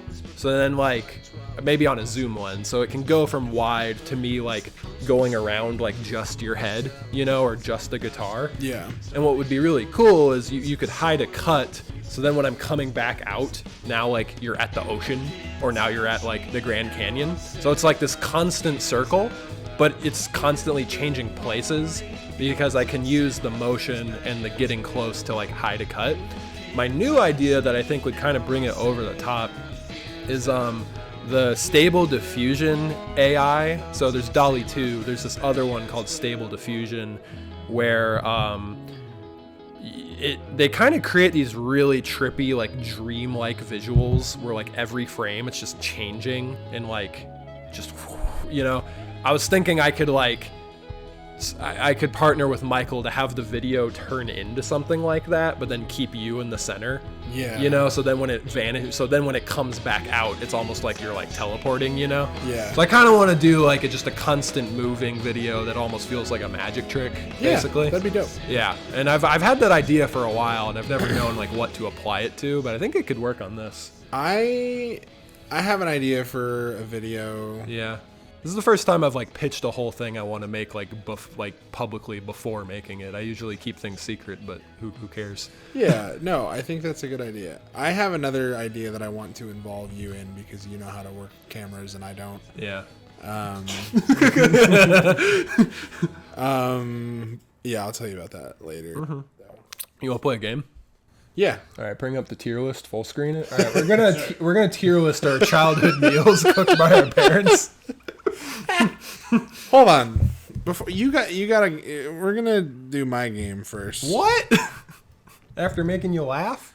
Well, we'll laugh again. We have time. Before, in take one of this podcast, Okay. I came in. Now we gotta cut. We gotta do a take 3. I came in with a Madlib. He did. Which Vince agrees. I did. Good idea. I liked. Okay. No, I liked the idea of the Madlib, but I froze. But I got in my head. We're into the rhythm. and of I wanted to things now. restart, and I thought maybe we do the Madlib later once we're. It's later. Okay. I think we're primed up. It's This tier list only has 10 things on it. I know, but we'll do that That'll afterwards. be quick. It'll be So we've already gone through some of the words. So far the Take word. that off the screen. So far, Bring Mace back. can you pull up Mr. Madlib? Yes. Oh yeah, perfect. Yeah, we can just have one on screen. Mace is always there for us, bro. I've never, some names where it only sounds right if you say their full name, like Yeah. Lenny Kravitz, but then you're like, that's not a guy named Lenny. I've never thought of his name being Mace. Like, what's up, Mace? That name goes hard for sure. Not on images. How about just, yeah. I don't know if his name is actually Mr. Madlib. But yeah, it's like the little, that guy. We all remember this. Yeah, I love a Madlib. So anyway, we've already gone through some of the words. So far we have butt, delicious, McDonald's, dolphin, Himalayan mountain, Christ's, plural, throwing, and Adam Sandler. Yeah. So we need an adjective. All right, but we're all going to participate because this is too much pressure on me. That's fine. Fair. Vince, you want to like come over here really quick for this part? Yeah, I'll start with that. Here, yeah, grab that stool from behind the TV and just sit next to me. Under the TV? Behind. Under the tea. This one's a little littler than the other. It is a little littler. Yeah, just sit right next to me. It's a whittle stool. So that way, the camera Yeah. can still see me. So we're good. Okay. think so, yeah. So we need an adjective. There you go. I'm going to check my... Punching. Adjective. Squirrel. Punched. Glittery. Glittery. Okay. Can't look. Just checking on what things look like. All right. We This is need. a loose episode. We're loose. We need a verb. You ready to go? Vomit, Okay. but That like the was a good verb version. That was a good One other verb. Poop. Okay. But like again, the verb version. But again. And then the third verb. Third verb. What you got? Burp. Burp. Cool. It's coming together. Let's go. Noun. Igloo. Igloo. Yeah. Plural noun. I wanted to say igloos, but we're not going to do that. Lawnmowers. Okay. Nice. That was a good one. Singular noun. How about you, pal? How about you contribute? Yeah. Salmon patty. Oh, see, he's holding out on these good ideas. Adjective. Slippery. Slippery. Good. Adjective. Wet. Nefarious. Adjective. Wet. We'll use wet for this Yeah. one. Another adjective. Dry. No. That's gonna break it. Yeah, it's gonna break it. I mean, it'd be kind of funny. Another adjective? Yeah. Sandy. My butt is asleep. Yeah, Sandy. Sandy. Ooh, that's pretty good. That's a good one. It's a synonym for dry. It's pretty similar. Noun. Hamburger. Desert tundra. Hummus. Swamp. Hummus. Adjective. Swampy. Swampy. Noun. Shrek. Ooh, perfect. Damn. Plural noun. Civilians. No. Shreks. Baby Shreks. Sorry. Garbage Pail Kids. Okay. Garbage pail kids. Okay. Noun. Snail. Snail. You down to be here for like every episode from now on? Yeah, I can do that. That's so cool. I'll be Vince's assistant. Yes, my VA. Other noun. Salmonella. No, I already did a salmon. Jeez. Salmonella and And salmon patties. Salmon. Wait, did you just say salmonella and say, oh no, I already said salmon? No, I said patty? salmonella. Well, it's got a similar Salads. Yeah, you can. Salmon is in salmonella. that breaks it? Yeah, it's the same bit Okay. basically. Fair enough. Costco hot dog. Busy. Sometimes the big Kroger vodka bottles just look like a big hand sanny. Grey Goose, baby. Adjective. Kroger vodka. Krogery. Oh wait, you said adjective? Yeah. Noun. Crisp. Oh well, crisp is pretty good. This was a good one. Yeah. Okay, noun. $100 bill. $100 bill. Dang. The things are what's get you. It's what's the better nouns. Plural noun. Sausages. This is like a really long Madlib. I'm so It is- excited. it is a I'm big excited. one. I'm excited to see where it takes us. Noun. Dingus. Dingus. I like the ones where it's like a noun, but it tells you like has to end in ing. Yeah, I'm kind of doing that up here. Whoa. Noun. Snake. Snake. Plural noun. There's gonna be 3 plural CDs. There's 3 plural nouns in a row, so it's the second one. Mixtapes. Mixtapes, and we'll say Dogs. DAWGS. Yeah. We're nearing the end. We got 4 more. Yeah, make sure you speak I up hope for this the doesn't mic. end, honestly. I just like this part. I just like saying words. I don't really want to hear the story. You just like this part? Yeah. You're like, I'm safe as long as this keeps going. As long as we keep doing this, I'll be all night. Noun. Christmas tree. No, that's not. That's too wholesome. We should get a little, but tis the season, you know? That's true. We'll say... Ornament. Ornament. Plural noun. I'm exhausted, People. man. Hostages. Hostages. There you go. Sausages and hostages. Sausages and sausages. That's a good album name. And then I'll just do Host and sausages sauce. again, because hostage and Sausages sounds squared. good. And then this is the last one, so make it good. Adjective. Saucy. Saucy. Okay, Nice. cool. Yeah. All right. So now that we got it all down, you ready? Yep. Read it. Let's hear it. Make sure you like Already you know, chuckling before you get in the word yeah, out. Get in the storyteller mode. All right. huh? All right. Good evening. This afternoon in this room, from this butt, I testified before the office of Delicious McDonald's and the Grand Dolphin. I answered their questions truthfully, including questions about my Himalayan mountain, questions no American citizen would ever want to answer. Still, I must take complete responsibility for all my Christs, both public and private, and that is why I am throwing to you tonight. That's hard. As you know, in a deposition in January, I was asked questions about my relationship with Adam Sandler.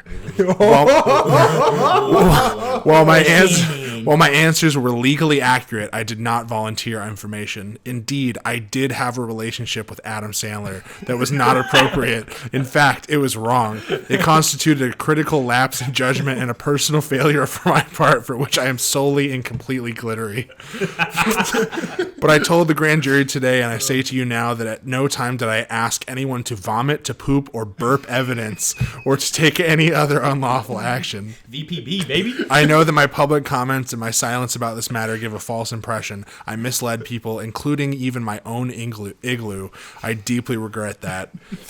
I can only tell you that I was motivated by many lawnmowers. First, by a desire to protect myself from the embarrassment of my own salmon patty. What is that? I was also very slippery about protecting my family. The fact that these questions were being asked in a nefarious, inspired lawsuit, which has since been dismissed, was a consideration too. In addition, I had wet and sandy concerns about an independent counsel investigation that began with private business dealings 20 years ago. Dealings, I might add, which an independent federal agency found no evidence of any hummus by me or my wife over 2 years ago. The independent counsel investigation moved onto my staff and friends, then into my swampy Shrek. And now the investigation itself is under investigation. This has gone on too long, cost too much, and hurt too many innocent garbage pail kids. Now, this matter is between me, the 2 people I love most, my snail and our Costco hot dog, and our God. I must put it right, and I am prepared to do whatever it takes to do so. Nothing is more crisp to me personally, but it is private, and I intend to reclaim my family life for my family. It is nobody's $100 bill but ours. Even presidents have private sausages. It is time to stop the pursuit of personal destruction and the prying into private lives and get on with our national life. Our dingus has been distracted by this matter for too long, and I take responsibility for my part in all of this. That is all I can do. Now it is time, in fact, it is past time to move on. We have important snake to do. Would you say snake? Yeah, Right. said snake. We have important snake to do, real CDs to seize, real mixtapes to solve, real dogs to face. Yay. And so tonight, I ask you to turn away from the spectacle of the past 7 months, to repair the ornament of our national discourse, and to return our attention to all the hostages and the sausages of the next saucy century. Thank you for watching, and good night. Yeah. Go ahead. No, I was going to say, it's crazy because as we were listening to that, I'm like, wow, like some of these work. It's like, no, that's like their whole point. And I'm like, do we do this on purpose? I'm like, no, that was definitely all the Madlibs credit. I can't believe Pope Francis said that. Do you know what it is? Yeah, isn't it? It's is it Trump or? No, it's Bill Clinton talking about having sex with Monica I knew it was a president. I'm like, dude, what's going on here? I almost said something like that. I think the crispy was the best, and the sausages and hostages were really good. Yeah, Hostages and sausages is like a bar, dude. it is. On the note of hostages, but mostly sausages, I think we're ready for the food. For the game? Yeah, get It's up. true. That was Vince, everybody. I told you it would be funny. Yeah. Oh, by the way, just so Also, my delivery, that was great. Yeah. pretty good. It is interesting though too, like with a Madlib, like if you mess up a word, like it does take away just like really sucks. A little secret sauce into the podcast. Since these mics like aren't great, I tend to laugh and clap like away from the mic because that's always when shit clips. Yeah. All right, so third game, I thought we would make a tier list of our childhood meals that we ate for dinner.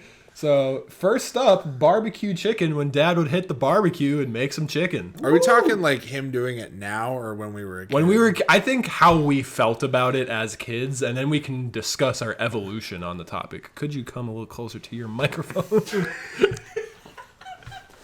Barbecue chicken when we were children. I think C tier.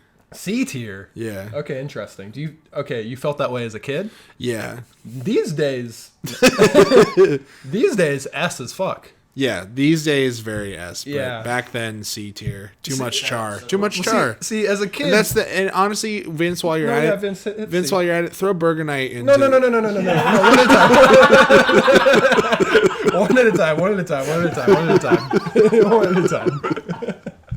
No, with the BBQ chicken. See, there was an era where we would always every night have a meat and then a bunch of rice. I love the rice because butter and salt.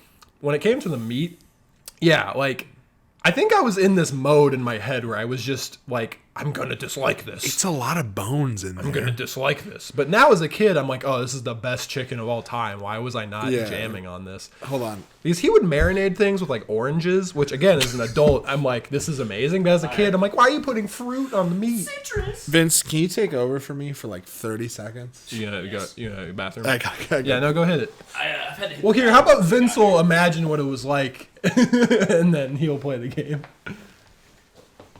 What's up, man? Hey, Thanks for helping me today.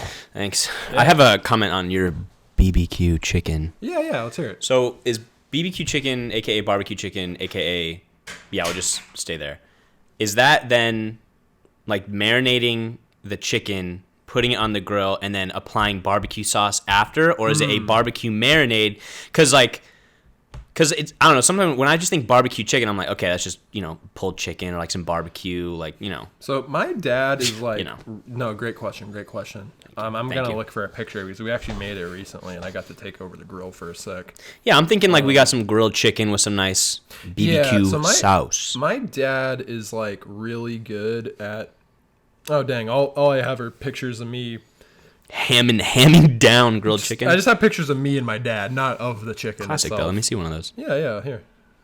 So yeah, my dad's like really good at grilling. It's a good duck face. Whatever he does with the marinade, I think he uses like hot sauce and like oranges and a whole bunch of. So it's not just like barbecue sauce. But it's coming off though as like a glazed. He's Yeah. barbecuing some amazing glazed experience. Yeah. Shawn, welcome back to the table. Yeah. Get in there. What are you doing? You want a little kiss? No. I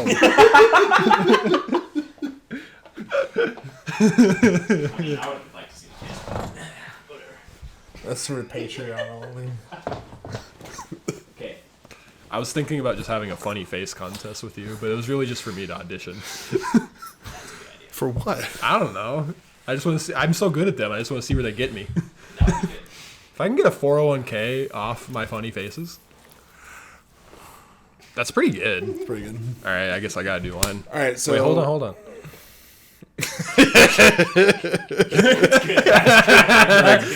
That was a freestyle too. right. So Burger no, night. and Burger Night, we're gonna talk about this because There's stuff we gotta talk because about.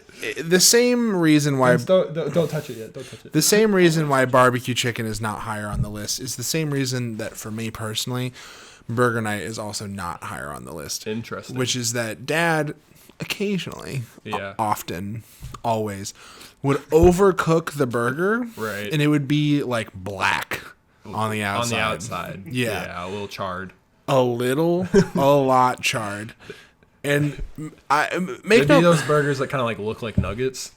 yeah. So, like, and fat also and too, round. yeah, they'd be very fat and round. Like no one taught him Yeah. how to do the dimple in the middle to Yeah. make it not do that. Yeah. And make no mistake, Dad, if you're watching, great cook, very good now. Yeah. Much like how Grandpa has also improved. Yeah. Incredible. Like if we're talking character arc here, Grandpa's cooking. Oh my God, it's gotten. It gets better and better. It gets better and better. Everybody, really. Here's what I'll say about the burgers before. Yeah, where would you put it? Where would you put it? For me, S tier, personally. Really? Yeah, well, here's the thing. I'm thinking of, in terms of emotional experience, just so you guys know, S is the highest acclaim. Yeah, Vince, throw it up there, and then we can deliberate in a second, because this is going to be a joint effort between the two of us. I'm fine with sea chicken. A lot of this is S tier. Hold on. Yeah, I know that's the thing. It's actually, this is mostly compliments to our parents. But with Burger Night, when I'm thinking emotionally, there were so many things I was a picky eater about. If I got picked up from school and Mom was like, Dad's making burgers tonight, I'm freaking out because I love a burger. That means there's probably going to be Cheetos there and a big cup of milk. I remember with Burger Night, like, we'd get like the Kroger ground beef, and sometimes you'd be chewing on it and you just get like a piece of bone. Like, you get like a weird bone flake. No bone in a burger. Like in your teeth. Like That's a lie. That's cap. That's not cap. It's not cap. It's not real at all. And like, I don't know. Meat is so gross. Now here's the subject I thought we would mostly focus on. I simply put Burger Night. What you failed. Did you Photoshop? Shut up. I'm sorry. What you failed to bring up yet is there was 2 Burger Nights. When Dad made them on the grill, or when like Mom cooked them on a pan on like the gas range. Yeah. 2 entirely different culinary experiences. Yeah. Gas range, better experience. Really? You liked when they cooked them inside on the stove more than when he barbecued them? For sure. 100%. Okay, I'm the opposite, where I liked a pan burger, but Dad cooked with charcoal, and I just love that smoky, good burger, and he put a lot of pepper in them, so I like it. Good for you. You want to settle for A tier? Sure. All right, A tier.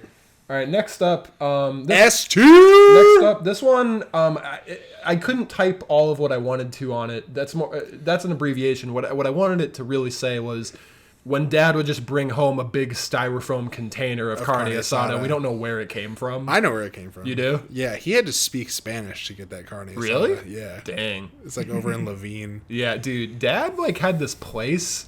Yeah, Vince. He would just bring home this like styrofoam container with like so many slabs of carne asada. So they give you the little poblano on the side. Yeah, we would just make burritos with it for like a few days. That's awesome. Like the best beef ever. It's S tier. S tier as fuck. Chicken patty. Now. So yeah, these kind of didn't go in the order I wanted, but this is making me hungry. So chicken patty, we very frequently would just like get frozen chicken sandwiches from Costco and then put them in a toaster You know oven. what's wild too? I was hanging out with someone last night and we were talking about like what we used to eat as kids, and I was talking about how, which also where is Little Caesars? I almost put that on there, but I didn't want to venture too much in the fast food. I wanted to focus mostly on things we made. Do you really Don't read ahead. Don't read ahead. Do you really make a chicken patty? We took it out of the fridge and put it in a toaster oven, and I have, well, let me say this. I have fond memories of the chicken patties. Me too. Many sleepovers. I was like, hey, boys, guess what we're making? In fact, next time I go to Costco, I might get me a little sleeve of those. Yeah, because you get like a sleeve of 20 chicken patties, like Oreos, and then you just throw them in the oven, and then you and the boys can have like 2-3 sandwiches each by the end of the night. Yeah, we'll put chicken patty in A tier. Yeah, let's throw that in A tier. In front of or behind Burger Night? In front of. In front, I agree. 100%. Because honestly, I like the burgers more, but emotionally, like that gave me autonomy. like the chicken patties. Like I was able to provide for people with those, you know, because I didn't know how to cook. That's true. All right, next up, when we would go to the Super Sun Star buffet.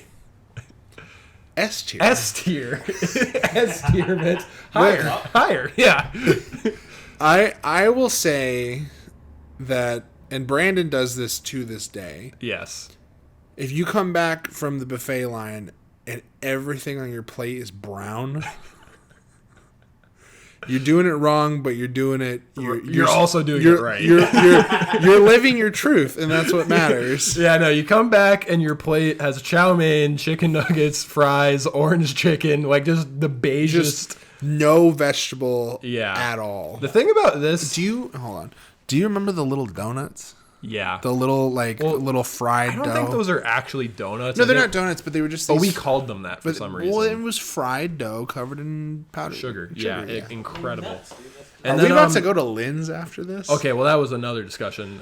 So the one thing that we used to go to a little like kind of family run Chinese food buffet, and you know it was mostly Chinese food that we ignored, and then we would go to like the American one, you know, and be like, dang, they have infinite fries here, right? I would eat like chow mein and orange chicken, and then like fuck off like with the broccoli and stuff. Yeah. Do you remember when like they didn't always have it? I remember they introduced it. They started having little square pieces of pizza with cheese-filled crust. Yes. Immaculate. Sometimes I would honestly sometimes rather have that than like Spinatos. Yeah. Like, do you ever like crave a DiGiorno? Hell yeah, dude. Yeah, I was talking to Allery about that, and she like can't understand craving like a lower quality pizza, but sometimes that's like what you want. Yeah. I get that. Sorry, go ahead. Sorry. No, go ahead. I had a friend who would say that about sandwiches. Like, I'd be like, let's go to Chiba Hut, Jersey Mike's, Jimmy John's, and they'd go, why would I just go get a sandwich when I can make one at home? Right. And I'm like, I get that with sandwiches. Pizza, though, frozen pizza is a whole nother category. It's like its own. Like sometimes I want the flavor of a Yes. bad pizza. Yes. Yeah. Have you ever had the DiGiorno croissant crust? No, Let's go. Yeah. that sounds buttery and good. It's We weird. should all eat something after this. Buttery flavored We should crust. indeed. Are you hungry? Do you eat? Like, sometimes food. That's cool. Mostly, like, eggs.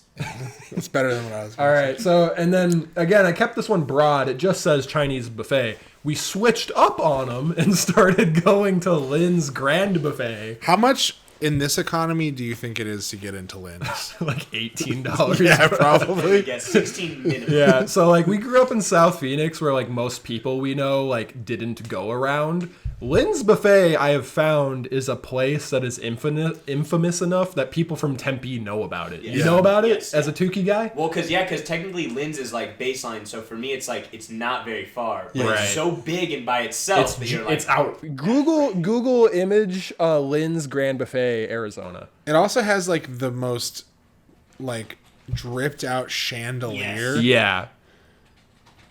Yeah. Yeah. Hit that one. Wait. Right click that and hit open a new tab. Yeah, it's like a temple. Wait, no. Right click it again. Open image in new tab. Yeah. Down. There you go. Thank you. And then Okay. Yeah. This place is huge. That's gonna be my Christmas present to myself. Okay, the funny thing about this place is we started going there and we were like, this is insane, you know, because they just had everything.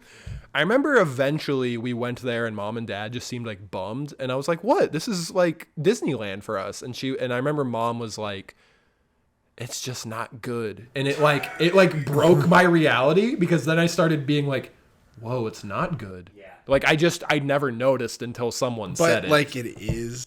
I haven't been, okay, but here's the thing. You remember Bubba, who I used to work with at Starbucks? Yeah. He before Starbucks, he worked at Lynn's Grand Buffet. He said he was in the kitchen. Vince, you're going to want to hear this. He dropped like a bowl of shrimp on the floor in the back kitchen, and some of them were even like touching the drain. And the manager said, put them in the bowl, serve them. God damn it. They were serving kitchen floor shrimp to people I still there. want it. Yo, is Lynn's going down? Dude, because it's like the slimiest chow mein you've ever had, and you can eat so much of it. Yeah. And once you pay for it, it's all free. That's like the little thing about like buffets is you pay a normal amount of food and then you're like, this is a hack. And then you go in and you're still only able to eat the same amount of food you normally can. And also eat. too, at this place and then also at Superstar, they also had the option where you could go fill up like a clamshell of it and then they would weigh it. Oh yeah, they had a scale and I forgot about that. You that could was get cool. it to go and it was by the pound. Oh. I was like, that's probably the best way you're gonna get your money's What- worth. This one And people were just stuffing these things. One memory I have of the smaller one we went to. So you might remember this back in like the days of like normal cable. They started for extra cost offering packages where you could get HD versions of channels. So you could get like higher definition version of Nickelodeon or Comedy Central. The little thing about these channels is their broadcast would be 3 hours earlier for some weird reason. So I remember when we were at the buffet, they would have a TV and it was always playing HD Cartoon Network. And it felt kind of weird because they would be playing like Billy and Mandy and then I would come home and then the episode that was on in the background is on, and it started being weird because then I would be like not enjoying TV because I kind of already watched it, you know? So I remember that was a thing. I remember those extra channels. Anyways, mashed potatoes. B. Okay, I was gonna say Do you S, remember Mom sneaking the veggies into the she would mashed put carrots potatoes? in it? I'd be like, and you broccoli. fucker, what are you? And she'd like steamed carrots and broccoli would go in there. Yeah. That's wild. But the thing is like when she made them just pure potato and butter, like I'd be like, oh. I know. I liked the little vegetable chunks. I'm not gonna lie. Yeah. And again, we're speaking from Oh, and she's got all that butter in there. a lot. Okay, I don't know how your family was. We never had real butter. We had margarine only. We our entire Real lives. butter tastes fake to me. It had. That's interesting. We always had. I can't believe it's not butter, The big which is yellow terrible container. for you. So growing up, For years. we did have like the fake butter, but we also had real butter, which is kind of weird. I But, tried real butter as I an remember the spray. we never had We the never spray. had the spray. Dude, I would spray that spray toast like no one's You were business. spraying your toast my with brothers and I spray would- butter? like insane amount of butter spray. Do you know that you can just leave butter out? Yeah, I go to people's houses and their butter is just on the counter and Yeah. I'm like, what's going on? Yeah. Yeah. Yeah, no, I tried real butter for, like as an adult, like actually for the first time because I only ever had margarine. It's and amazing. I kind of don't like it. It's really good. I've Kerrygold. I've grown to like it, Yeah. but honestly, like fake butter is butter to me. Mom used to make It's you. Country crock. Mom used to make you sourdough toast, and she would cut the crust off because you didn't like it, and then me and her would just dip it in. Oh, really? In the I can't believe it's not butter tub, just cold butter, and we would just eat crust strips with the butter. That's going in my coming of age movie. That's good. I can relate to Shawn. So yeah, so like mashed potatoes. I was gonna say S, so if you're thinking B, can we put it in an A? We'll put it in A. That's Put fine. it above. Well, it's kind of. It usually was burger night. We had them. I feel like. Yeah, we didn't eat well. No. Well, we ate a lot of meat, and then we refused to eat the vegetables that were provided to us. So like we're a little. I mean, to blame who on that. likes slimy zucchini? You know. Okay, I mean, before we say that, they honestly did make like really good food pretty frequently, but in retrospect, it was a lot of butter and meat. Well, and also, I mean, it's for budgetary reasons too. You know, it was feeding 5 people. Yeah. That's what I was gonna not talk about. Pot roast. Yeah, okay, so pot roast night, they would use a crock pot to just make like a mountain of shredded beef and potatoes and carrots, and then it would be like in like basically like a stew of its own like gravy basically. I think our audience know how pot roast works. I don't know if our pot roast is different from other people's because one I should have put on here is like when Mom made enchiladas, but they weren't enchiladas. It was like its own thing. It's like enchilada casserole. Yeah. I've made it before. Honestly, the way she made it was Pot like roast crazy. is S tier. Pot roast is S tier, and the reason why is it would feed us for a month. I feel like it would And never like run you'd out. pull it out of the fridge to reheat it, and there's just like the all the layer fat of on the fat top. on the top. That grossed me out so hard. Dude, the thing That's about the that's pot the- roast is you might be surprised to find out the main way we consumed it was making burritos out of it. Yeah, well, you definitely. Yeah, you do that? Yeah. Well, I would say not the main way, but definitely having tortillas with pot roast is like bomb. Like I would like heat up a tortilla on the griddle, put cheese in it, put pot roast in, and make a And the burrito. potatoes, and the potatoes. And- Yeah, I was gonna say it depends. Like sometimes my mom would have mashed potatoes with the pot roast, Yeah. or she'd put cubed up chunk potatoes. That's- with That's the pot how we roast. did That's it. the And we just move. have it like in a bowl. and, yeah. and like some carrot and Carrots, onion. yeah, Yeah. yeah. I remember, because I used to eat way more than I currently do. I remember before a shift at Starbucks once, I ate 3 pot roast burritos.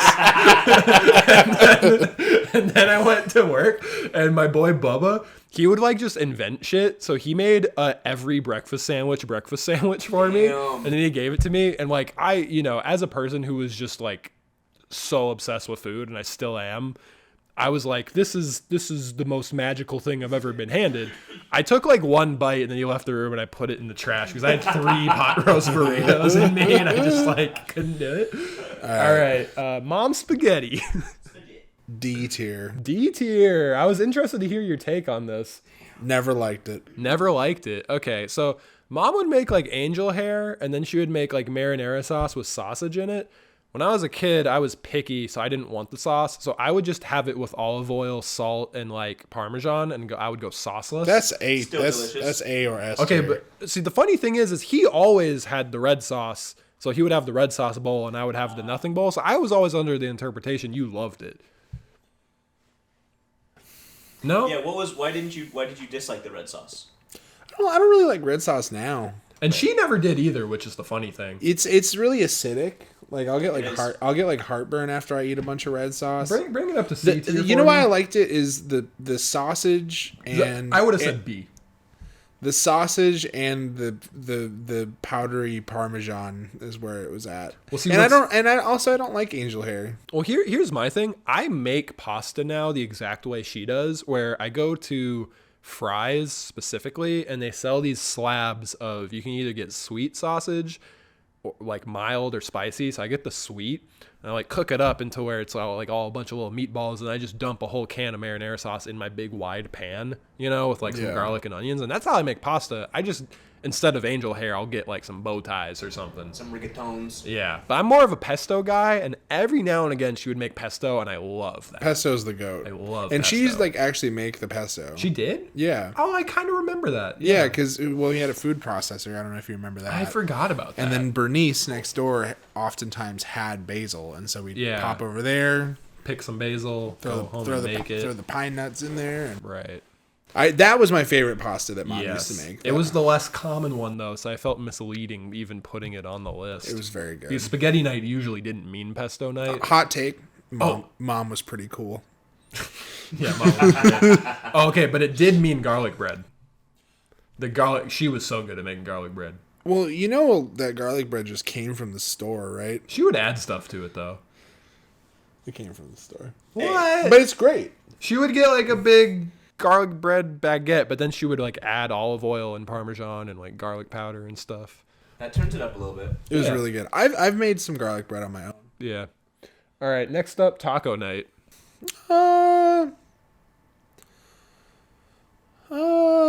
Interesting. Where are you gonna? I was gonna put it as the highest thing on this list. What? Easily. That I never was happier than when it was taco night. Wild. And we have Mexican blood in us, and we still had like white people taco night. Well, she would make a bunch of ground beef, put like a ton of cumin and garlic in it, and you'd have, like, well, it would be like ground it'd be beef like taco it'd meat. be like the packet of seasoning, like the taco seasoning. She would get those sometimes, but then she would add in a bunch of her own seasoning too to get it the way. I don't know. When she made that, she would make a lot, and I would eat 5 tacos. And then like the crunchy hard shells that you buy, and you open the package and half of them are broken. Dude, I remember going to the doctor after taco night, and my doctor telling my mom, my mom roasting me and being like, "So after the 6th taco." Mom, after the 6th taco. My 4th taco. Why wouldn't I eat more of it? It is good. Okay. Yeah. Oh, I forgot what to put on here. I should have put tortellini night. Bro, tortellini night is uneclipsed. It is. That's actually the number one, and I forgot It's the number one. Okay, wait. Okay, so I got like I used to be a lot more grocery list. I used to be like a lot more. The chicken patties. I used to like be a lot more overweight than I am now, and like honestly, I would just binge food. Like I would have like 5 tacos. I would eat a whole pizza. One thing that I used to do that no one knew until I told recently, if my mom made like a big thing of tortellinis and I'm like on my like second bowl or something, because usually if we asked for seconds, they would say yeah. If she went out to go smoke a cigarette, I would jump out of my chair, hover over the big pot with my fork and eat as humanly many as possible while no one was there. And then when she came back in, I'd be like, "Arr." One time. Well, you saw me doing that. One time. Okay, so first of all, the type of tortillas we used to buy were like with the lalas, right? Hey, really quick, can you check if OBS is still recording? So sorry to interrupt. Okay, yeah, we're good. The lalas tortillas, you know? Yeah. One time I just opened the bag and just took a bite out of all of them. My little brother used to do that. I think it took a second bite too, and then Mom would like come and look and be like, "What?"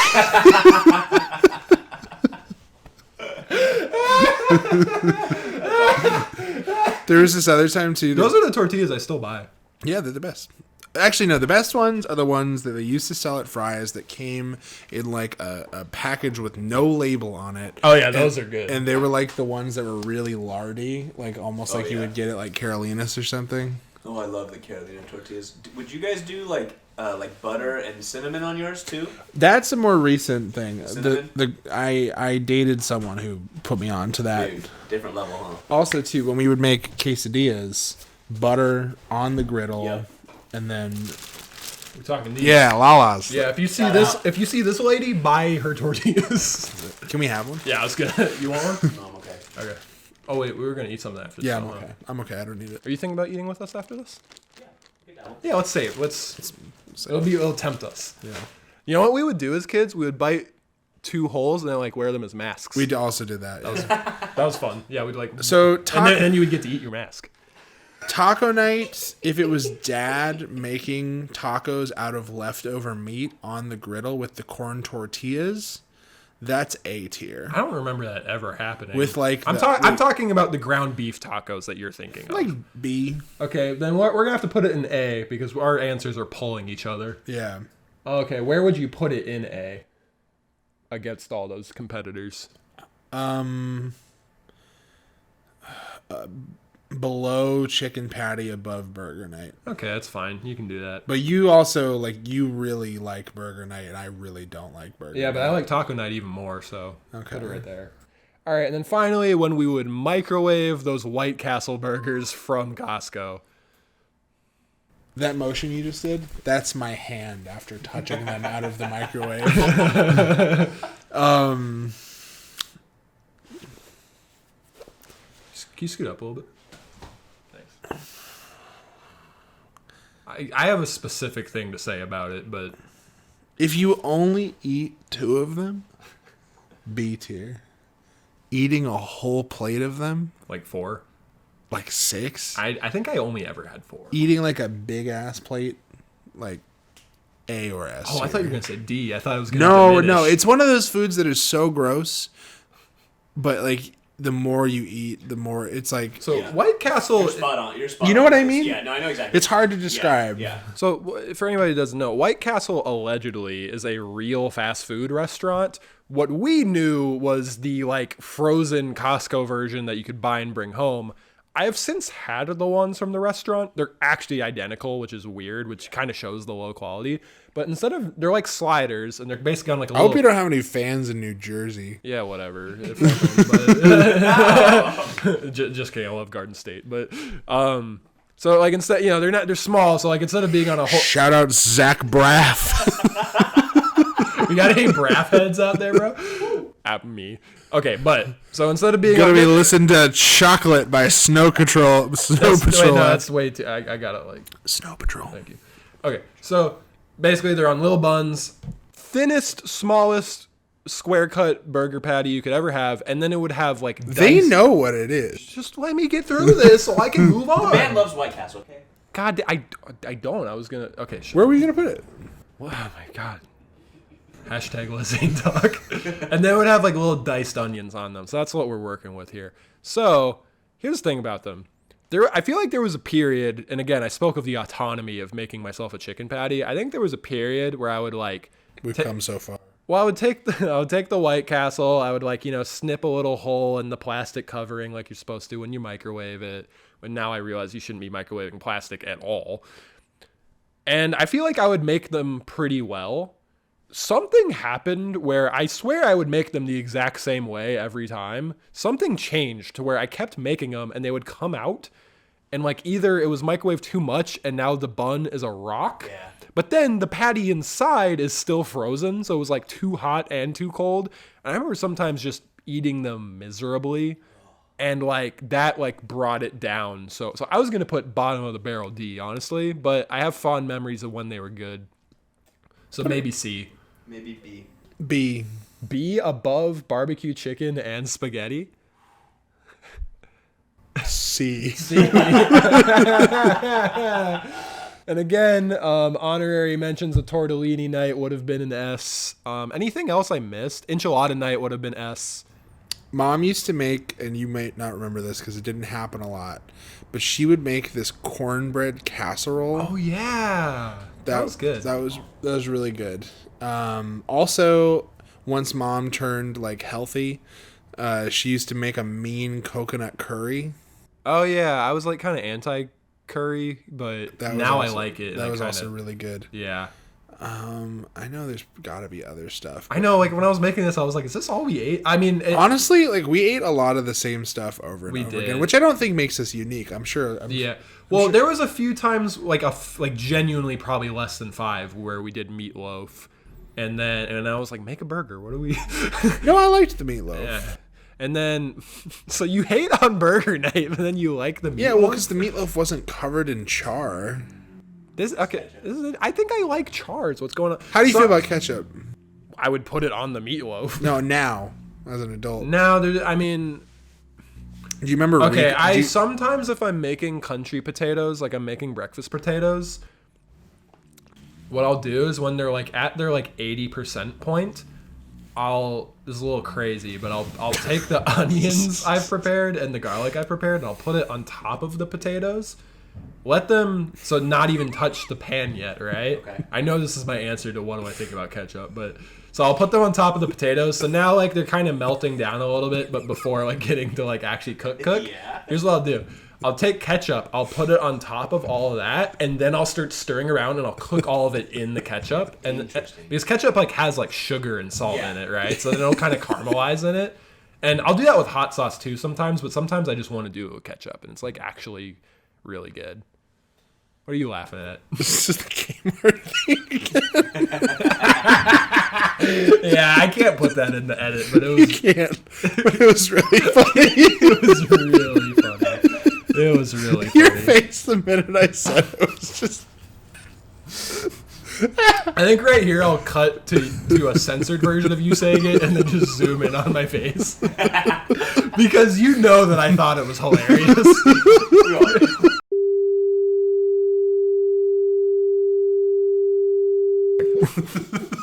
we gotta cut that out. We can't do that. All right. So that's the game. Nice. So we're at 2 hours 20 minutes. Holy shit. Would you when are the hot wings happening? Would you want to perform a song? No. No? No way. No? No. Dang, that's You can't just spring that on me. Really? Yeah. I thought it'd be a cool chance to have my first musical guest. Well, no. Even an instrumental? You don't have to sing. You want to just play guitar? No. Really? All right, there's a guitar under that hoodie. I can noodle. Pick up the hoodie. I can noodle around on it. Yeah, just noodle. I'm not giving that shit away for free. Really? Just noodle it.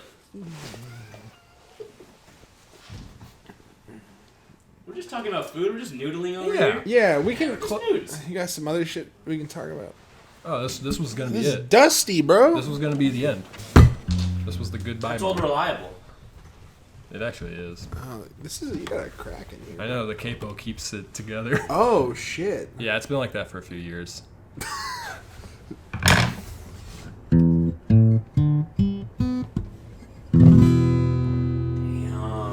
You want to close this out? All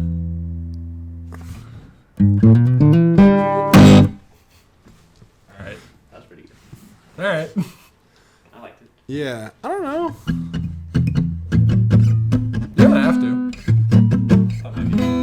I just don't know what I would play. me a colorful yet. Well, I don't know. No, sorry. Go ahead. Go ahead. I'm sorry. Give me a colorful yet relaxed, open-minded tune that I can roll in the grass around. I was thinking about some of your instrumental songs you used to play a lot, usually on an electric guitar. I was thinking if they would sound good on this, like Glasses In or something like that. That's open-minded right there.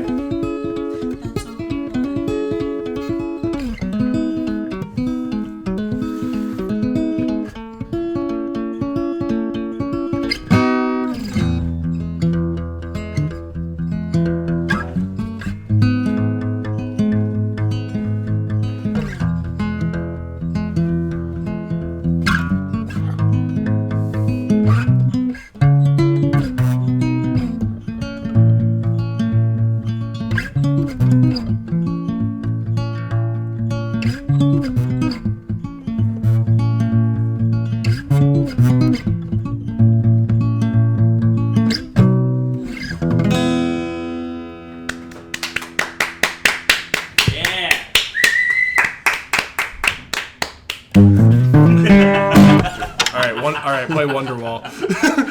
No. Wait, no. Alright. I feel satisfied. That was good. Yeah, that was like the length of The Dark Knight or something. make your choice, America. Everyone, thank you, Vince, for being here. Thanks for having me, guys. Yeah. Alright, that was good. Let's go to Lynn's. Alright, so... Oh, wow. Dude, I literally had to pee from the start of this. I swear, I didn't want to say anything, but I was like, yo. Oh, you should have got it. It's okay.